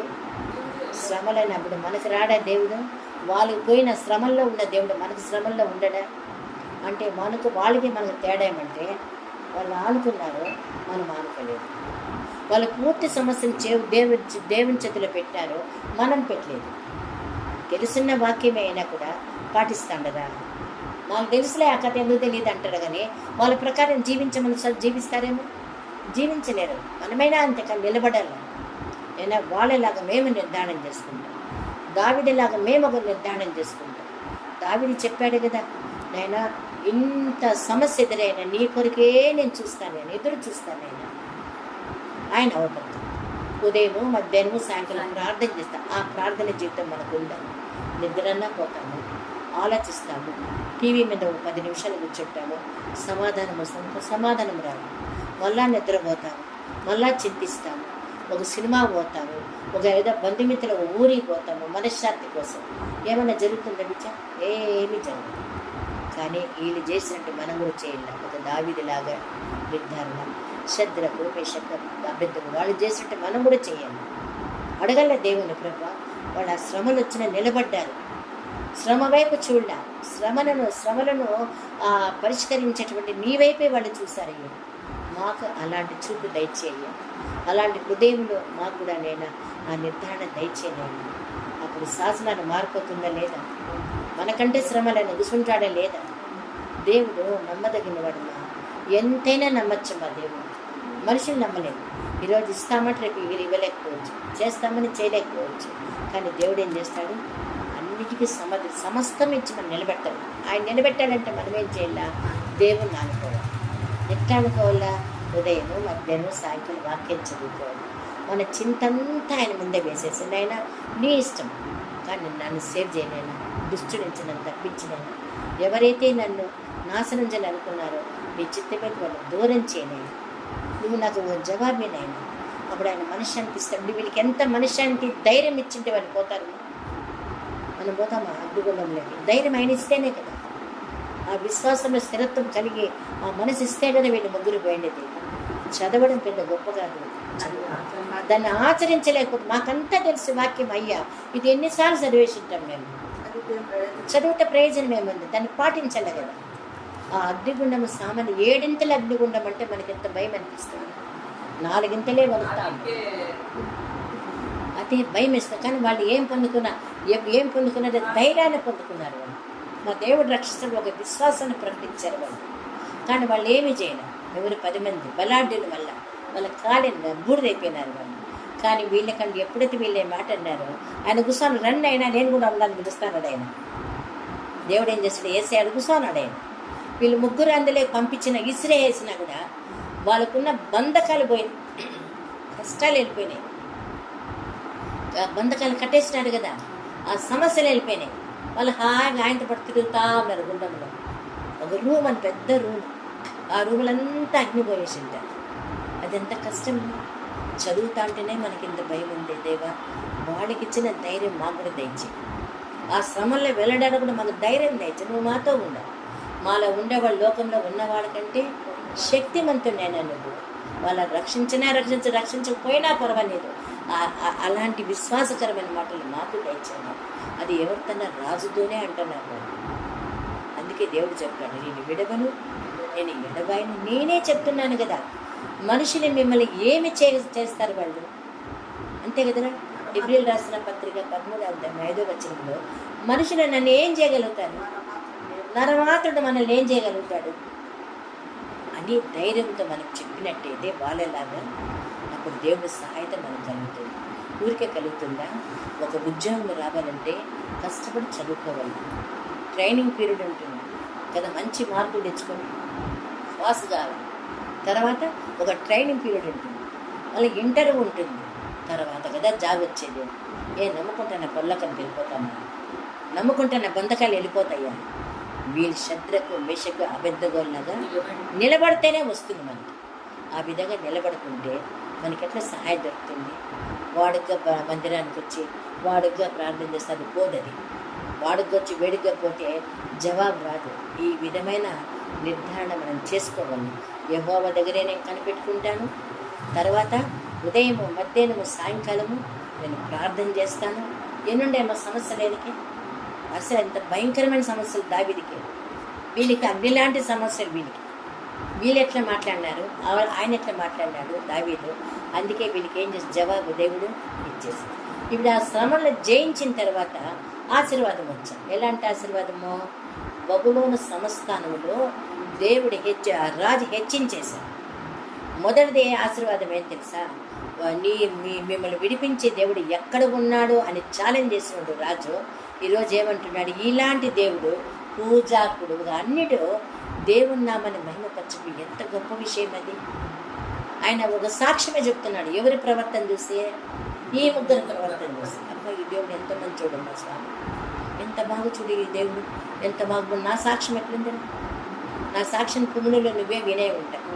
అన్ని శ్రమలు శోధనలు పడినా కూడా మా దగ్గరకు రాలేదు ప్రభాతం. ఎవరి దగ్గరకు వచ్చింది? దేవుని దగ్గరకు వచ్చే సమస్యనంతనే పోట్టుకుని ఈరోజు ఇంత బాగుంటాయి. ఎవరి నామానికి మహిమ? అంత సాక్ష్యం మీరే వింటారు. దేవునికి నామానికే మహిమ ఇది. ఆ రోజు నిలబెట్టినప్పుడు దేవుడు నన్ను శ్రమలు చూసి నేను భయపడినా ఆ శ్రమల్లో ధైర్యం ఇచ్చేసాను, కష్టాల్లో ధైర్యం ఇచ్చాను. ఆయన కోసం నిలబడి బాధలు పడ్డానికే నాకు ధైర్యం ఇచ్చాను. ఆయన వైపే చూసి ఆయన కొరకు కనిపెట్టుకున్న దానివల్ల ఈరోజు ఆయన మహిమకరమైన సాక్ష్యం నిలబడింది నా కోసం. నేను కూడా ఏమవుతుందో అని ఏ పోలీసుల సంస్థకి నేను పోలేదు, ఏ పెద్ద మనుషుల దగ్గరికి నేను పోలేదు. నాకు కలిగిన కష్టానికి నేను దేవుని దగ్గరే ప్రార్థన ప్రార్థన ప్రార్థన ప్రార్థన నాకు జవాబు ప్రార్థనే చేయబట్టి ఈరోజు అందనంత ఎత్తులో దేవుడు నన్ను పెట్టింటాను. నా సాక్ష్యం మహిమకరంగా దేవుడికి నిండా. ఈరోజు మనం యేసు వైపు చూస్తాం. 10 నిమిషాలు బైబిల్ చదివితే నిద్ర వచ్చేస్తుంది. కొంతసేపు ప్రార్థన చేస్తే స్వామి నా వల్ల కాదని ఉండిపోతారు. వాక్యం వినాలన్నా వినలేకపోతున్నారు, ప్రార్థన చేయలేకపోతున్నారు. ఈ విధంగా ఉండి ఎట్లా మనకి సహాయం దొరుకుతుంది? ఒక డ్యూటీకి పోయినప్పుడు వాళ్ళు చెప్పిన టైంలో నిద్రపోతే ఏం చేస్తారు? సస్పెండ్ చేస్తారు. అంతే కదా నేను అట్లా మనం మన డ్యూటీని ఇహలోక ప్రభుత్వం ఇచ్చిన డ్యూటీని సక్రమంగా చేయకుంటే మనకి ఎట్లా హాని కలుగుతుంది? దేవుడు మనకిచ్చిన కట్టడాన్ని మనం అనుసరించాలని వాళ్ళు ఎంత ధైర్యంగా నిలబడి ఉంటాము. అందుకే 37వ అధ్యాయంలో ఒక మాట ఉంది. ఏమని తెలుసు? కీర్తనలు చదవండి. 37వ అధ్యాయం కీర్తనలు 37వ అధ్యాయంలో మనము చేయవలసిన పనులు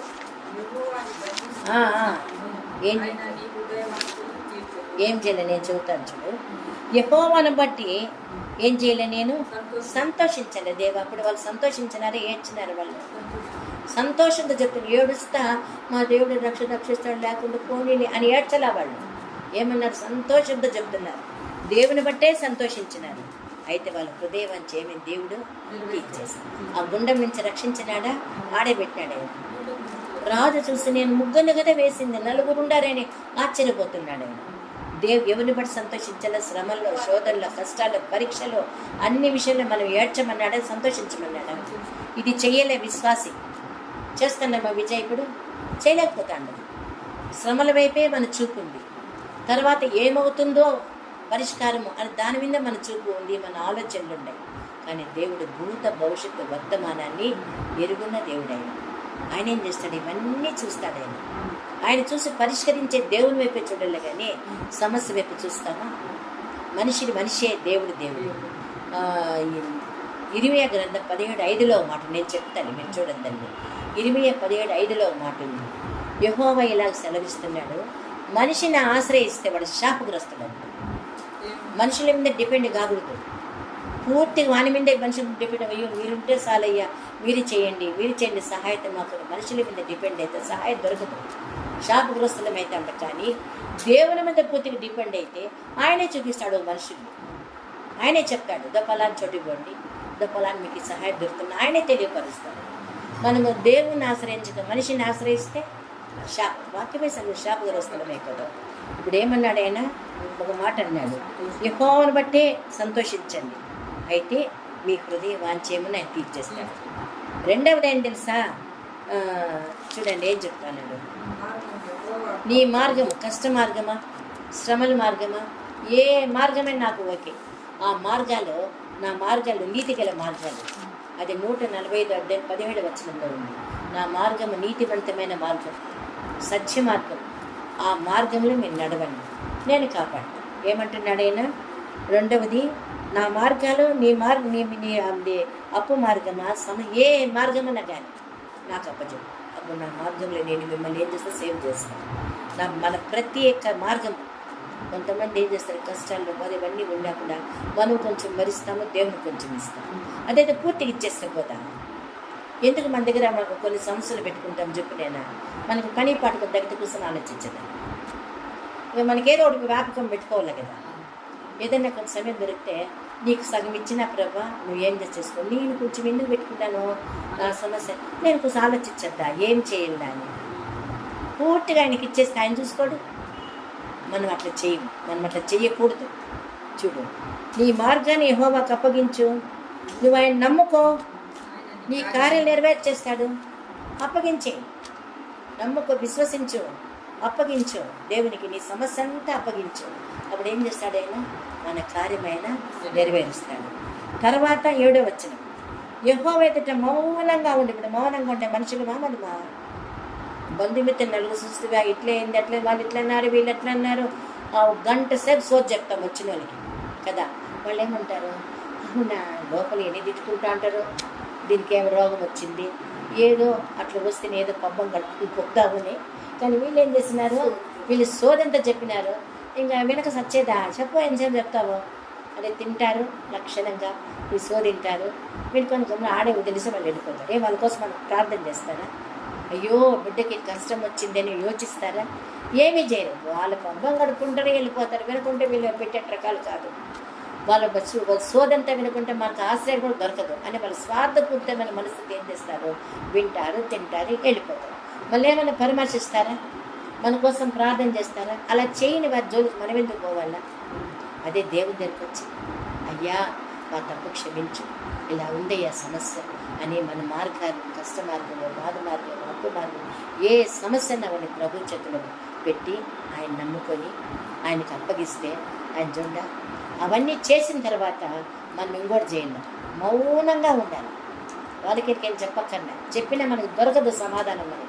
మన సమస్య పరిష్కారం కాదు, సమస్యను పరిష్కరించే దేవుని చెప్పలే. కానీ మనిషి చెప్పే విశ్వాసం చెప్పి ప్రార్థన చేస్తారు, అదే కొంతవరకే చెప్తాము, ప్రార్థన చేస్తాము. అన్నీ చెప్పి మనుషులు చెప్పి సహాయం దొరుకుతుందా?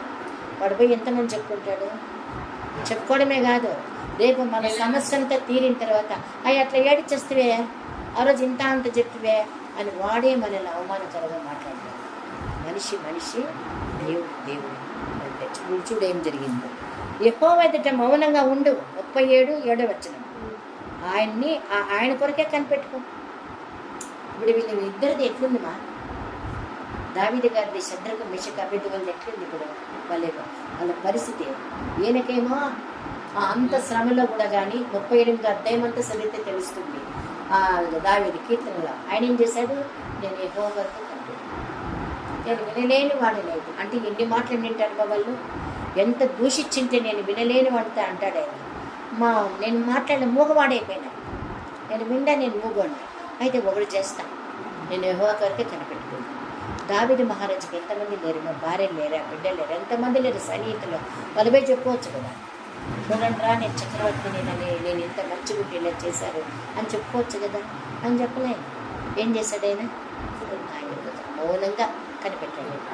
ఈయన ఆయనే రాసింది, నేను యెహోవాను బట్టి సంతోషిస్తాను, ఆయన కొరికే నేను కనిపెట్టుకుంటాను, నా మార్గాలు ఆయనకు అప్పచెప్పేస్తాను, ఆయన బట్టే సంతోషిస్తాను, నా హృదయవంశం తీరుస్తాడు, నా సమస్యను పోగొట్టేస్తాడు, నేను హ్యాపీగా ఉంటాను.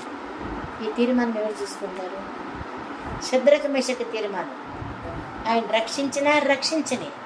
రక్షించకపోయినా మాకేం బాధ, మేము చావడానికైనా మేము సిద్ధమే, మేము దానికైనా సిద్ధమే, నీ శిక్షకు పాత్రలమైనా మేము సిద్ధమే. కానీ నువ్వు చెప్పిన పని మేము చేయడం నెబుకద్నెజరో పేరు పెట్టి పిలుస్తున్నాడు మా వాళ్ళు.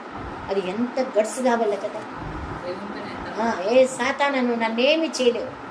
మీకా రాసిన గ్రంథం 7వ అధ్యాయంలో మాట ఉంది, 8వ వచనంలో, నేను పడినా తిరిగి లేస్తా, నేను శ్రమలో పడినా తిరిగి లేస్తా, నా దేవుని కొరకే నేను ప్రార్థన చేస్తాను, ఆయన కొరకే నేను కనిపెట్టుకుంటాను, శత్రువా నన్నువేమి చేయలేదు.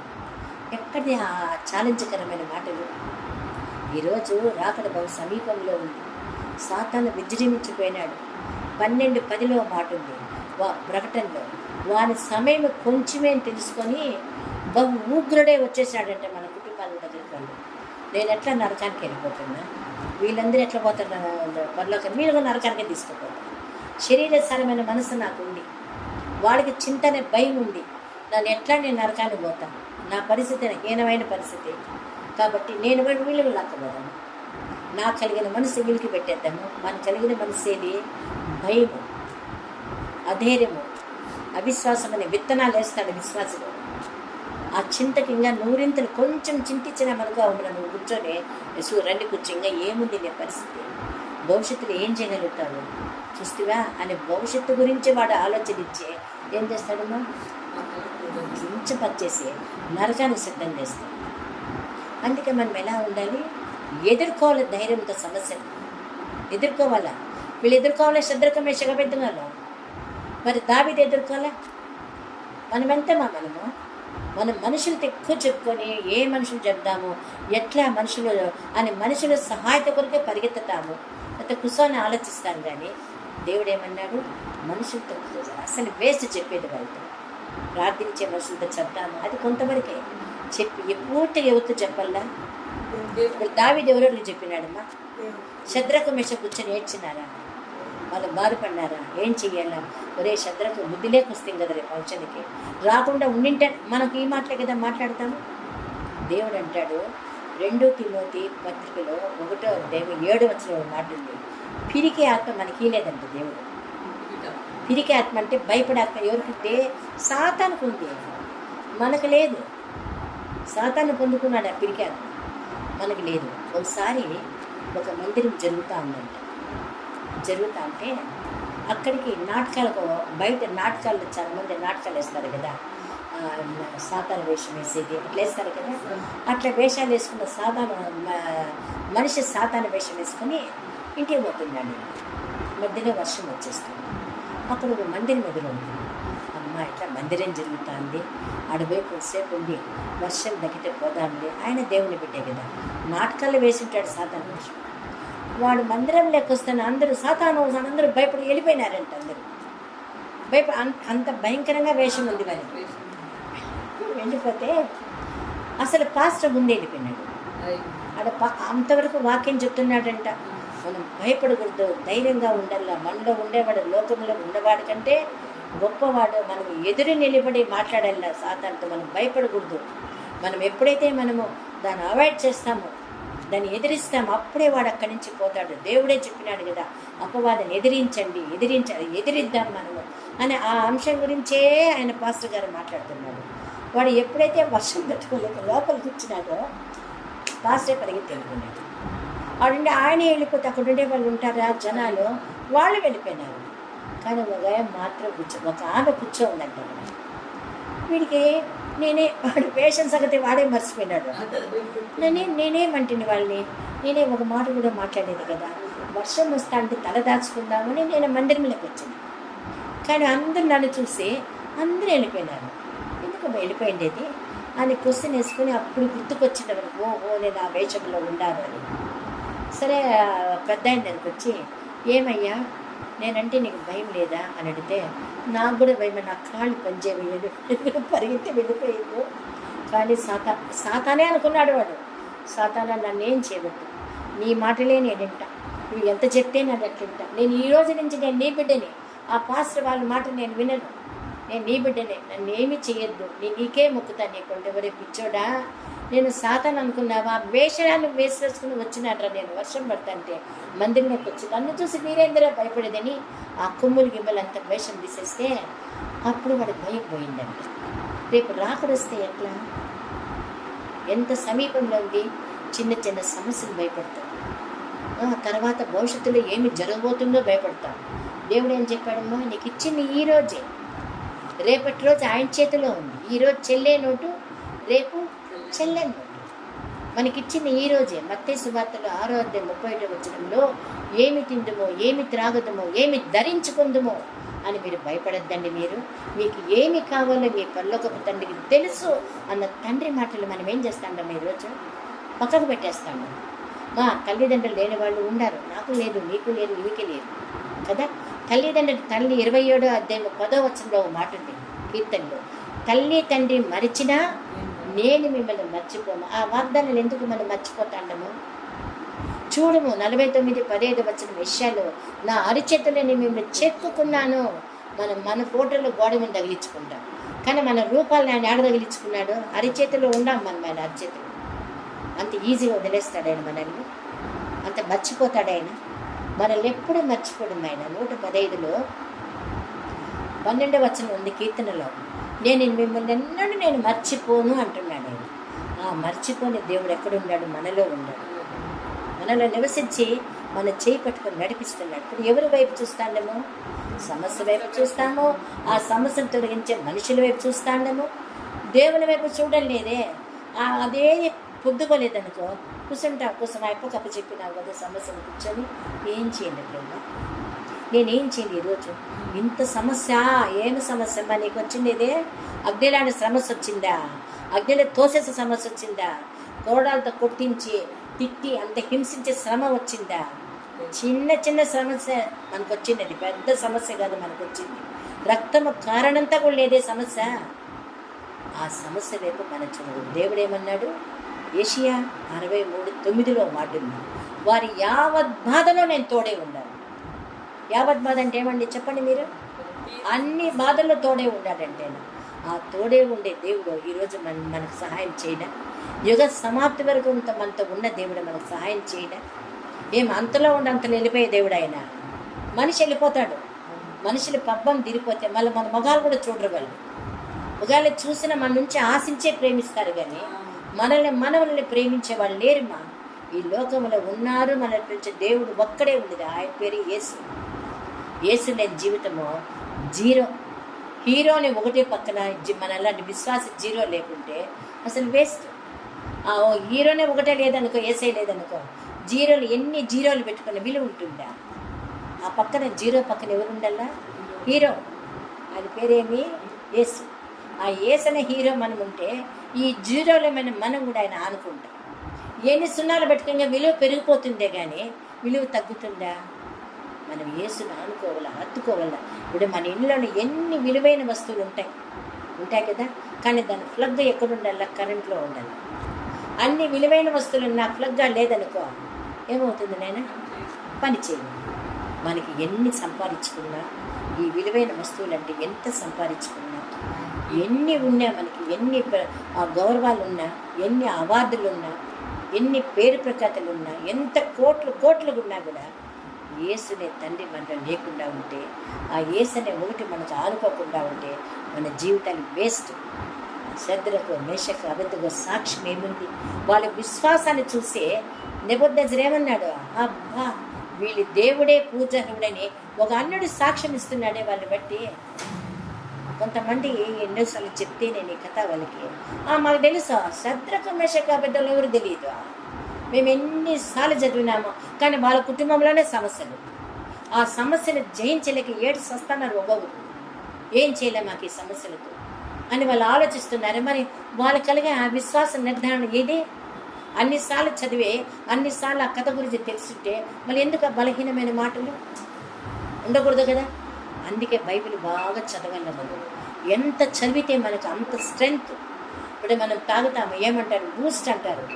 దేని బూస్ట్? బలగానికి బూస్ట్ తాగుతాం మనం. ఎందుకు? శరీర బలానికి. ఆత్మ బలానికి ఏం చేయాలా? ఇది బూస్ట్. మనకి గ్రంథం మనకు బూస్ట్. ఆ గ్రంథం మనం చదివితే చదవంగా ఏమవుతుంది తెలుసా? ధైర్యం వచ్చేస్తుంది. చింత అనేది పక్కకి వెళ్ళిపోతుంది. అదే నా యోగుకు రాసిన యోగులో 4వ అధ్యాయం 3:3, 4లో నీ భక్తి నీకు ధైర్యం ఇవ్వదా? నీ ఎంత బాగుంది తెలుసా వాక్యం అయితే చూడండి. ఆ యోగు గ్రంథము 4వ అధ్యాయంలో నీ భక్తి నీకు ధైర్యం ఇవ్వదా? కలగదా? చూడండి ఎంత బాగుందో. నేను చెబుతాను చూడండి. యోగు 4వ అధ్యాయము చెప్తా వచ్చిన ఇక్కడ చూడండి. 3వ అధ్యాయం నేను చెప్పింది కరెక్టే. అనేకులకు నువ్వు బుద్ధి నేర్పిన వాడివి, బలహీనమైన నీ చేతులను బలపరిచిన వాడవు. నీ మాటలు తొట్టిల్లి వానికి ఆదుకొని ఉన్నాయి. కృంగిపోయిన మోకాలు గలవాన్ని నీవు బలపరిచి వెతివి. ఆయన ఇప్పుడు నీకు శ్రమ కలిగినప్పుడు ఎందుకు అట్లుండావు? ఎంత బాగా ఆన్సర్ చూడు. ఆయన గద్దిస్తున్నాడు దేవుడు అక్కడ. ఇప్పుడు ఎందుకు అట్లా ఏడుస్తాండవు? ఇప్పుడు ఎందుకు బాధపడుతాండవు? అనేకులకు బుద్ధి చెప్పినావు, శ్రమలు ఎట్లుండండి అట్లుండండి అని ధైర్యపరిచినావు, బలపరిచినావు వ్యక్తుల్ని. ఇప్పుడు నీకు చిన్న శ్రమ వచ్చేసరికి కృంగిపోయి ఎందుకు అట్లా ఏడుస్తాండవే నువ్వు? అది నీకు ఆ శ్రమ తగిలినప్పుడు కలవరపడిపోతాండవే. ఏమైతాండమే ఇక్కడ? ఏడుస్తాడారంట, కలవరపడిపోతున్నారంట. నీ భక్తి నీకు ధైర్యం పుట్టింపదా? నీ యథార్థ ప్రవర్తన నీ నిరీక్షణకి ఆధారం కాదా? ఎంత బాగా విలువైన మాటలు, బలమైన మాటలు. ఈ మాటలు ఇవి చూడమంటే గ్రంథం చదవడానికి సమయం లేదు, ప్రార్థన చేయడానికి సమయం లేదు. కానీ ఏం చేస్తున్నారు? ఏడుస్తూ ఉండరు. ఈ గ్రంథం చదివితే ధైర్యం ఏడుస్తారు. మాకు వీలే లేదు. పండ్లు 16:3 మాట ఉంది. సామెతల్లో, నీ పనుల భారం యెహోవా మీద వేసి నువ్వు నా దగ్గరకు వచ్చాయి, నా దగ్గరకు వచ్చే నువ్వు, అప్పుడు నేనేం చేస్తాను, నేనే నిన్ను ఆదుకుంటా. దావీదు కలిగిన కష్టంలో ఏం చేశాడు తెలుసా?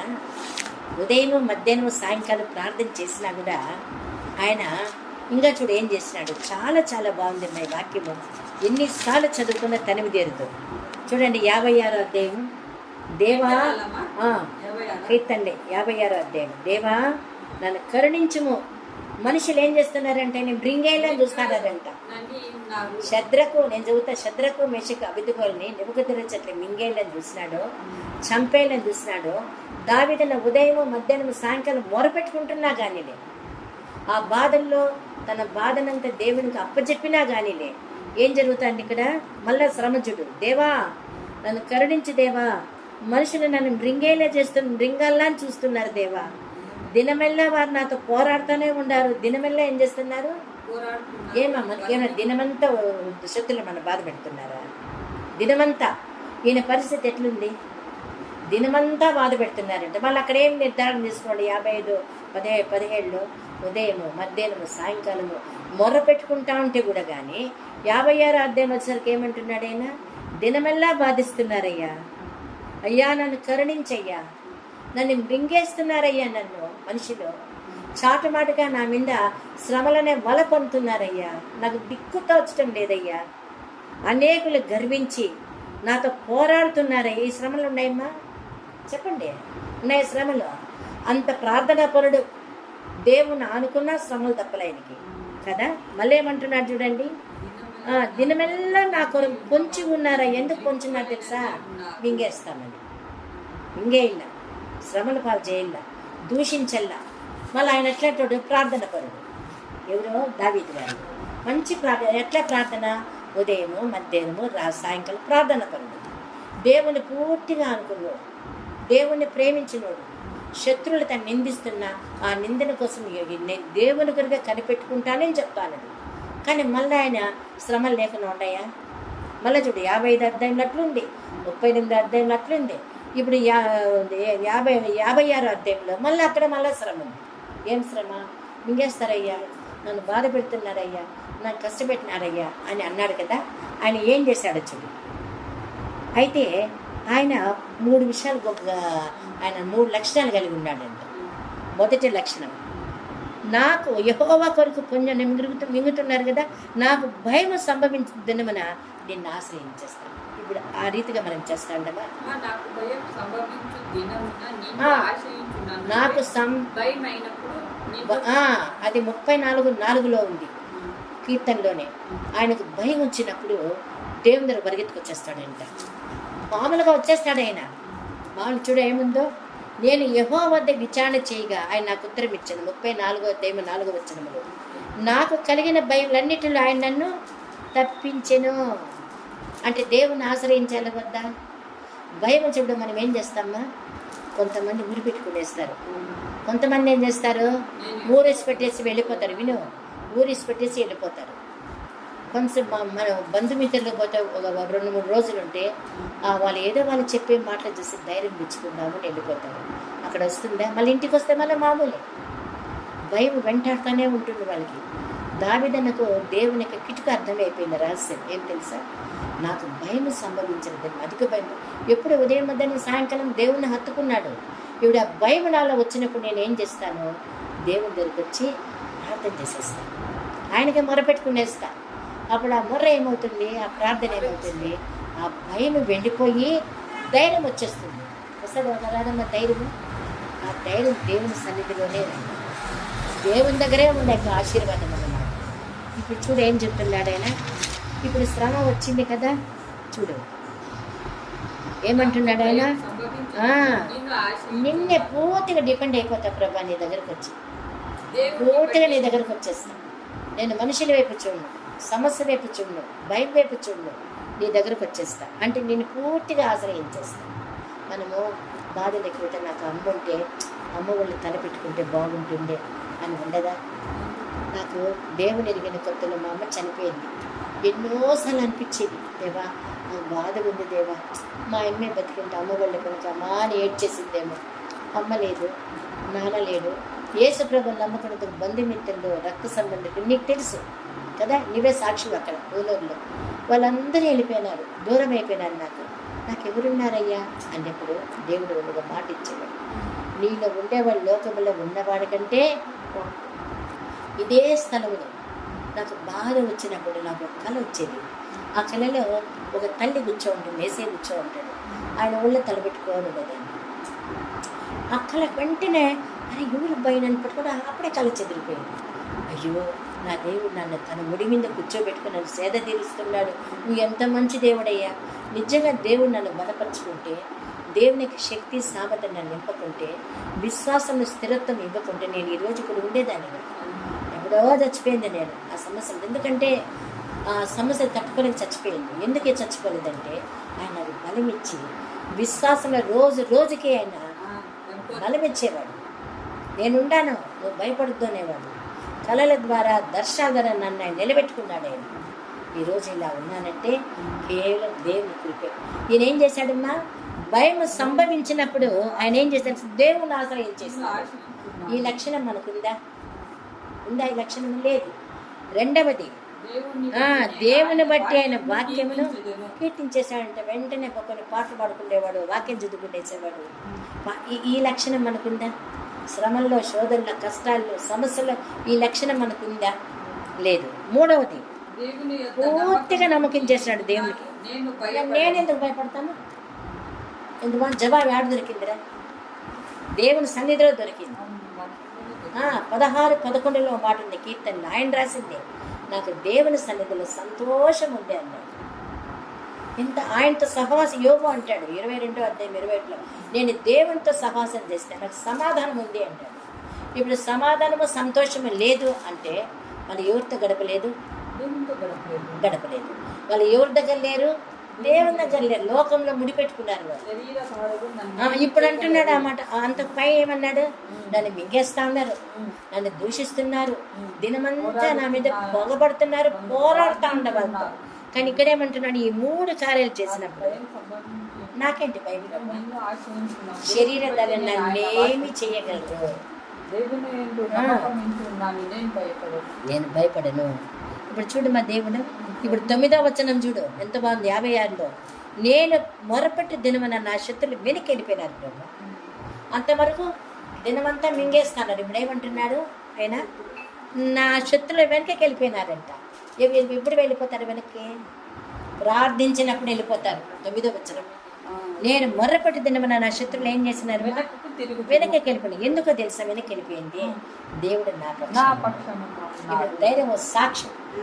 అలా ఏమన్నా శత్రుకు మేషకి అబద్ధగాళ్ళు, మా దేవుడు కాపాడడానికి సమర్థుడయ్యా, కాపాడకపోయినా చింతన. ఇది అన్యులతో చెప్పే మాటలు. మనకు అన్నుల దగ్గరే పోయి మాటలు చెప్తే అన్నులు ఏమంటారు, నాకు కష్టం ఉంది, నాకు బాధ ఉంది, ఏం చేసేది వదిన, ఏం చేసేది బా అని చెప్పుకుంటా. అవునా, ఏం చేస్తాము? మేము కూడా ఏం చేయలేము. డోర్ల మధ్యలో మరొకటి మేము మాత్రమే ఆ మనశ్శాంతి లేకనే కదా నీ ఇంటికి వచ్చిండేది. మేము నీ ఇంటికి అందుకే మేము వచ్చిండేది అని అన్నప్పుడు అప్పుడు దేవుని నామానికి మహిమ కలుగుతుందా? అవమానం కలుగుతుందా? అవమానమే కలుగుతుంది. ఈ రోజు ఎంత మంచి సాక్ష్యం చెప్పినారు. ఎవరికి ఒక అన్యుడితో చెప్పే మాటలు మనం అన్యుడితో చెప్పాలి. చెప్తేప్పుడు వాళ్ళు నిజమే కదా, వీళ్ళు ఎంత బాగా యేసు దగ్గర పోతున్నారు, యేసయ్య అందుకే వీళ్ళకి ఇంత ధైర్యం ఇచ్చింది. మొన్న కుటుంబంలో ప్రార్థన చేసినప్పుడు అలా వచ్చి చెప్తాను, ఇక్కడికి వచ్చి, అమ్మా మా ఇంట్లో గొడవలతో మేము పెట్టలేకపోయినప్పుడు ఎవరో బంధుమిత్రులు అన్నులు అన్నారంట ఈ కుటుంబం గురించి. నేను పేరు చెప్పను, ఆ కుటుంబం గురించి. వాళ్ళ బంధుమిత్రులు అన్నారంట. వాళ్ళంతా పూజలోనే ఉన్నారు వాళ్ళు. మేము ఆ రోజే చెప్తేమే, నువ్వు వింటివా? యేసుప్రభుని నమ్ముకుంటే శ్రమల కష్టాలు ఎక్కువైతాయే, నువ్వు ఎందుకు నమ్ముకుంటే? మేము నమ్మకాలు చూడ ఎంత హ్యాపీగా ఉన్నాము. వాళ్ళు అకస్మాత్తుగా వచ్చే చావు గురించి వాళ్ళకి తెలియదు, వాళ్ళకి నిత్య నరకంలో పోయే పరిస్థితి వాళ్ళకి తెలియదు వాళ్ళకి. మేము చూడ ఎంత బాగున్నాము. నీకు చెప్పింది కదా వేలేని, యేసుప్రభుని నమ్ముకోవద్దు వద్దే మా లేక రా అని చెప్తే, నువ్వే కదా యేసు మా కోసం ప్రాణం పెట్టాడు, సహాయం చేశాడు, నువ్వే కదే వచ్చిండేది. మీకు ఇప్పుడు మీ కుటుంబంలోనే అలజడి, గొడవలు ఇన్ని ఉన్నాయే. చూడు మేమెంత ప్రశాంతంగా ఉన్నాము. అప్పుడు దేవునికి మహిమ కలుగుతుందా, అవమానం కలుగుతుందా? అది మనం ప్రతిరోజు ప్రభా నీకు మహిమకరంగా మమ్మల్ని జీవించచ్చు. అన్యులతో చెప్పుకుంటే వేస్ట్. మనం పరిగెత్తకూడదు మనుషుల దగ్గరికి. ఎవరి దగ్గర పరిగెత్తాలి? ఎవరి దగ్గరికి రావాలి? యేసు వద్దకే రావాలి. నా దగ్గరకు వచ్చింది నా కేసు. నేను చెప్పిన అమ్మా, ఇప్పటికైనా సరే అన్యుల దగ్గర మీ మాట తీరు మార్చండి. అన్యుల దగ్గరికి పోయి మీ కష్ట నష్టాలు చెప్పొద్దండి. మీరు అదేదో చెప్పేదైతే దేవుని దగ్గర చెప్పండి. ఆయన మామూలు దేవుడు కాదైన సమర్థుడు. శద్రకు మేషకు అబద్ధకులు ఆ కథ చెప్పి వాళ్ళకి చూడు అక్కడ ఏం జరిగిందో కార్యాలు. వాళ్ళు నిలబడ్డారా? రాజుతో సమాధానం ఏ రీతిగా చెప్పినారు. మీలో ఉన్న ఆ యేసయ్య ప్రేమను వాళ్ళకి చూపించండి. ఆయన శక్తి సామర్థ్యాలు మీలో నుంచి వాళ్ళు చూడాలి. అన్నిలు ఇప్పుడు శద్రకు మేషకు అబద్ధంలో చూడలా? రాజు విన్నాడు ఆ మాటలు, ఆశ్చర్యపోయినాడు. సమస్య వాళ్ళకి కలిగించినా కూడా ఆ సమస్యలో దేవుడు వాళ్ళకి తోడే ఉండి విడిపించేస్తే తిరిగి ఆయన శాసనమే మారిపోయింది. ఈరోజు మీలో ఉన్న దేవుని యొక్క కార్యాలు, అద్భుతాలు అన్నీ బయట పెట్టండి అనుకోండి.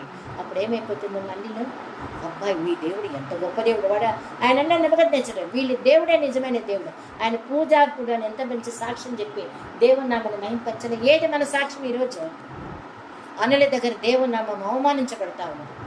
ఇవన్నీ చెప్పేసరికి నిజంగా ఆ కుటుంబం సంతోషంగా వెళ్ళి ఈ రోజు నుంచి మేము ఇంక నుంచి అట్లా మా దేవుణ్ణి నమ్ముకునేందుకు ఒక సాక్షి బిడ్డగా మేము ఉంటామని ఇంకా అలా చేయమని తీర్మానం చేసుకుని వెళ్ళారు వాళ్ళు. నాకు ఎంత సంతోషమైంది. ఇప్పుడు చూడైనా ఆయన దినమల్లా మింగేస్తూ ఉన్నారు. నాకేమేమి అయిపోతూ ఉంది, నా మీద ఇంత ఉపద్రవం వచ్చేసింది, నేనేం చేయలేదు, దిక్కు తోచలేదు అన్న ఆయన ఇప్పుడు ఏమంటున్నాడు? ఆ మాట అనే ముందు ఆయన ఏం చేశాడు? వాక్యం చదివేస్తాడు. ఆయన భయం వచ్చినప్పుడు దేవుని గట్టిగా పట్టుకొని ఆయన వాక్యాలు పట్టుకొని ఆయనలో ఉండిపోయినాడు. మంచి ప్రార్థన జీవితం కలిగి ఉంది. వాక్యం విన్నాడు. ఆయన పూర్తిగా ఆశ్రయించేస్తాడు. ఇప్పుడు అనగలుగుతున్నాడు. ఏమని అనగలుగుతున్నాడు?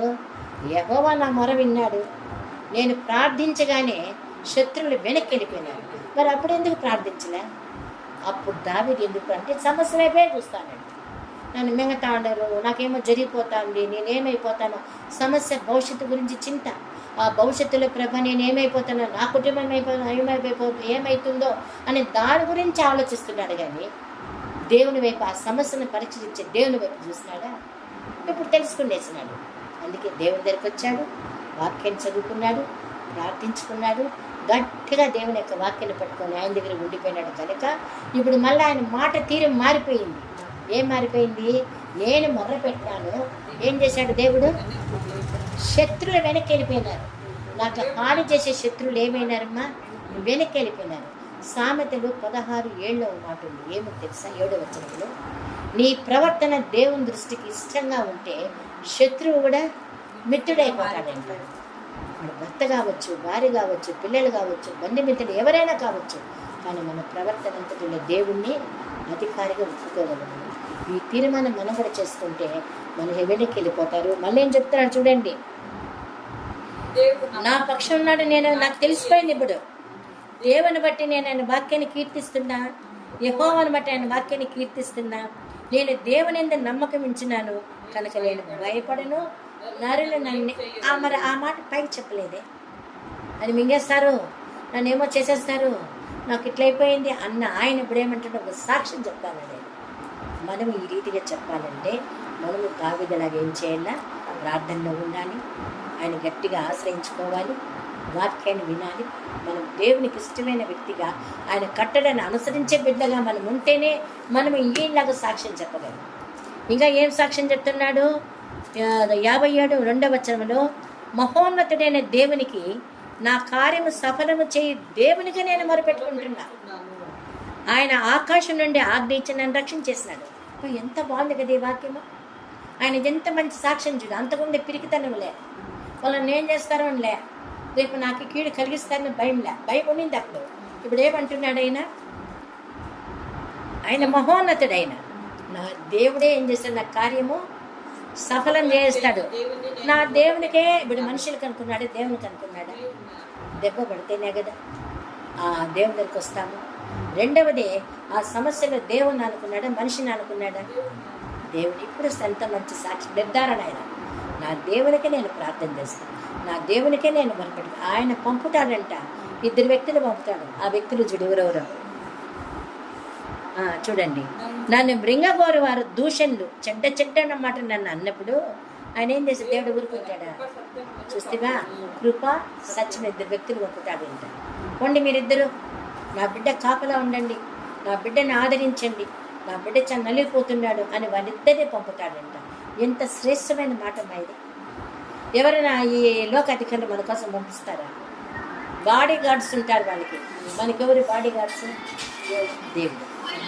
అందుకే చెప్తున్నాడు, నా ప్రాణము సింహముల మధ్య ఉంది, కానీ నేను మాత్రము భయపడే నా హృదయం నిబ్బరంగా ఉంది. ఇప్పుడు నేనేం చేస్తాను? పాడి దేవుని నామాన్ని మహింపరుస్తాను. ఎక్కడి నుంచి వచ్చిన నా విశ్వాసకరమైన మాటలు? తనకు కలిగిన శ్రమల్లో, ఆ బాధలు, హింసల్లో, భయంకర సిచ్యువేషన్లో ఎవరిని ఆశ్రయించినాడు? తర్వాత ఆయన వాక్యం, తర్వాత ప్రార్థన చేశాడు, ఆయన హత్తుకున్నాడు. ఇప్పుడు మహోన్నతుడైన దేవుడు నాకు తోడుగా ఉన్నాడు. నా శత్రు వెనక్కి వెళ్ళిపోయింది. నేను ప్రార్థన చేసే శత్రువులదే పరారి అయిపోయినాడు.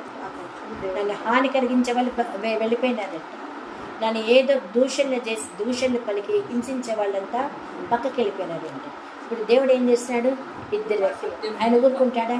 ఇప్పుడు మనుషులు చెప్తాను, ఏం చేస్తారు? మౌనంగా అయిపో అవునా అని మనం పెట్టే తింటారు. నిజమేలే పాపం, నువ్వు కాబట్టి పడతాళ్ళు కొన్ని పౌడే మాటలు కొన్ని మాట్లాడేసి వెళ్ళిపోతారు. కానీ వాళ్ళు ఏమి చేయగలుగుతారా? మన బంధువులు చేయలేరు, మన ఇంటి వాళ్ళు చేయలేరు, ఏ భర్త కానీ భార్య బిడ్డ ఎవరు మనకు చేయలేరు, రక్త సంబంధికులు. కానీ ఈయన ఏం చేస్తాడు? ఈయన ఆశ్రయిస్తే, ఆయన కోసం ప్రార్థన చేస్తే, ఆయన వాక్యాన్ని చదివి ఆయన దగ్గర ఉండిపోతే ఎవరు పంపినాడు ఈరోజు? ఆయనకి కృపాసత్యుడు వ్యక్తులు పంపించి నా బిడ్డ దావీదుకు తోడుగా ఉండండి అంటాడు. ఈరోజు మన కోసం పంపించడన్నా మనము దావీదులాగా నిలబడాలి. శద్రకు మెషకు అబద్ధాలు కథ చదువుకుంటే కాదు, ఆ చదువుకున్నటువంటి వాక్యాన్ని మనం అక్కడ ఆగిపోయి మరి ఈ వాక్యంలో ఏముంది, వీళ్ళు ఎంత బాగా నిలబడ్డారో, రాజునే పేరు పెట్టి పిలిస్తే వాళ్ళ సమస్యను ఎదుర్కొన్నారు, భయపడేవాళ్ళు. ఎప్పుడైతే వీళ్ళు భయపడకుండా సమాధానం ఇచ్చారు, వీళ్ళకంటే ముందుగా వాళ్ళు కలిగిన శ్రమలో యేసయ్య కూర్చుండేస్తాడు. నీ దేవుడు ఎక్కడ ఉన్నాడు అన్న రాజు, వీళ్ళ దేవుడు ఒక అన్యుడైన పూజాకుడు, గొప్పవాడు, ఒక అన్యుడి ద్వారా అంత మంచి సాక్ష్యం వింటే ఎంత గొప్పది చూడు. 27వ మాట ఉంది సామెతల్లో, నీ గురించి నువ్వు చెప్పుకోవడంగా సాక్ష్యం, నీ గురించి అన్యుడు చెప్పాలంటే సాక్ష్యం. అది ఎంత మంచి మాట చూడు. మనల గురించి మనం చెప్పాల్సిందే, కానీ మనకంటే ఎక్కువగా ఎవరు చెప్పాలా? 27వ అధ్యాయము సామెతల్లో ఉంది. 21వ వచ్చింది, 2వ వచ్చిన 1వ వచ్చింది. చదవండి. నిన్ను గురించి నువ్వు చెప్పుకోవడం కాదు, కానీ నీ గురించి ఎవరు చెప్పాలి? పరులు చెప్పాలంట. 27 2వ వచనం చూడండి.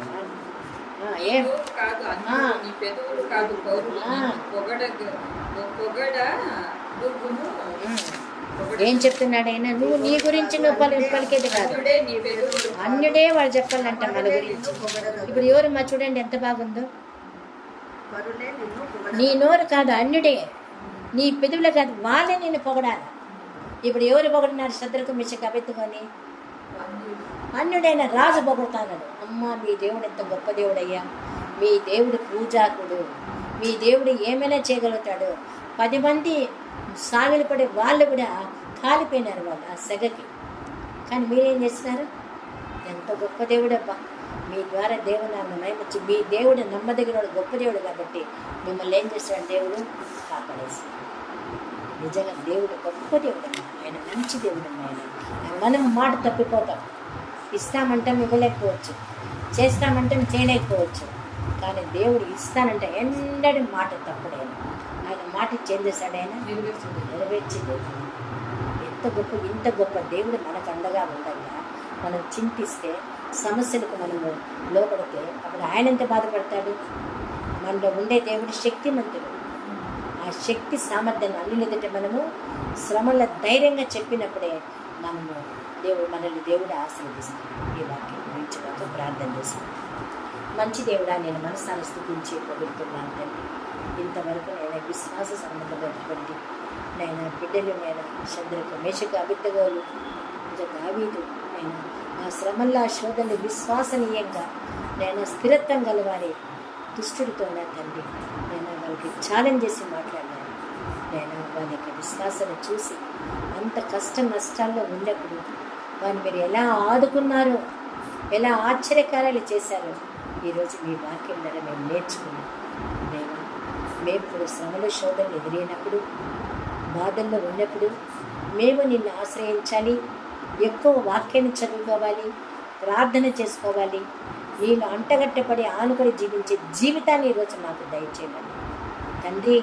మీరు మాతో ఉండి ఇంతవరకు నేను మీ వాక్యం ద్వారా మాతో మాట్లాడి నన్ను సేద తీర్చినందుకు తండ్రి, మాకు బలం ఇచ్చినందుకు, సమస్యలు మేము ఏ రీతిగా ఉండాలో మాకు నేర్పించినందుకు నేను స్తుతించి ఘనపరుస్తూ అన్ని విషయాల్లో మాకు తోడుగా ఉండి మా చేపట్టుకుని నడిపింపచేయండి తండ్రి. ఈ లైఫ్ ప్రోగ్రామ్ చూస్తున్న బిడ్డలందరినీ కూడా నేను మీరు దీవించి ఆశీర్వదించండి, మమ్మల్ని బలపరచండి. అనేకులు ప్రభా ఈ యొక్క వాక్యాన్ని విని బలం పొందుకొని ధైర్యంగా ఉండి జీవించే జీవితం వల్ల దయచేయండి. వాక్యం ఉన్న బిడ్డలు కూడా మీరు ఆశీర్వదించండి. యేసు నామమున ప్రార్థిస్తూ అనేకులకు ఈ సందేశం దీవెనకరంగా ఉండనట్టు సహాయం దయచేయండి. యేసు నామమున ప్రార్థిస్తున్నాను తండ్రి, ఆమేన్.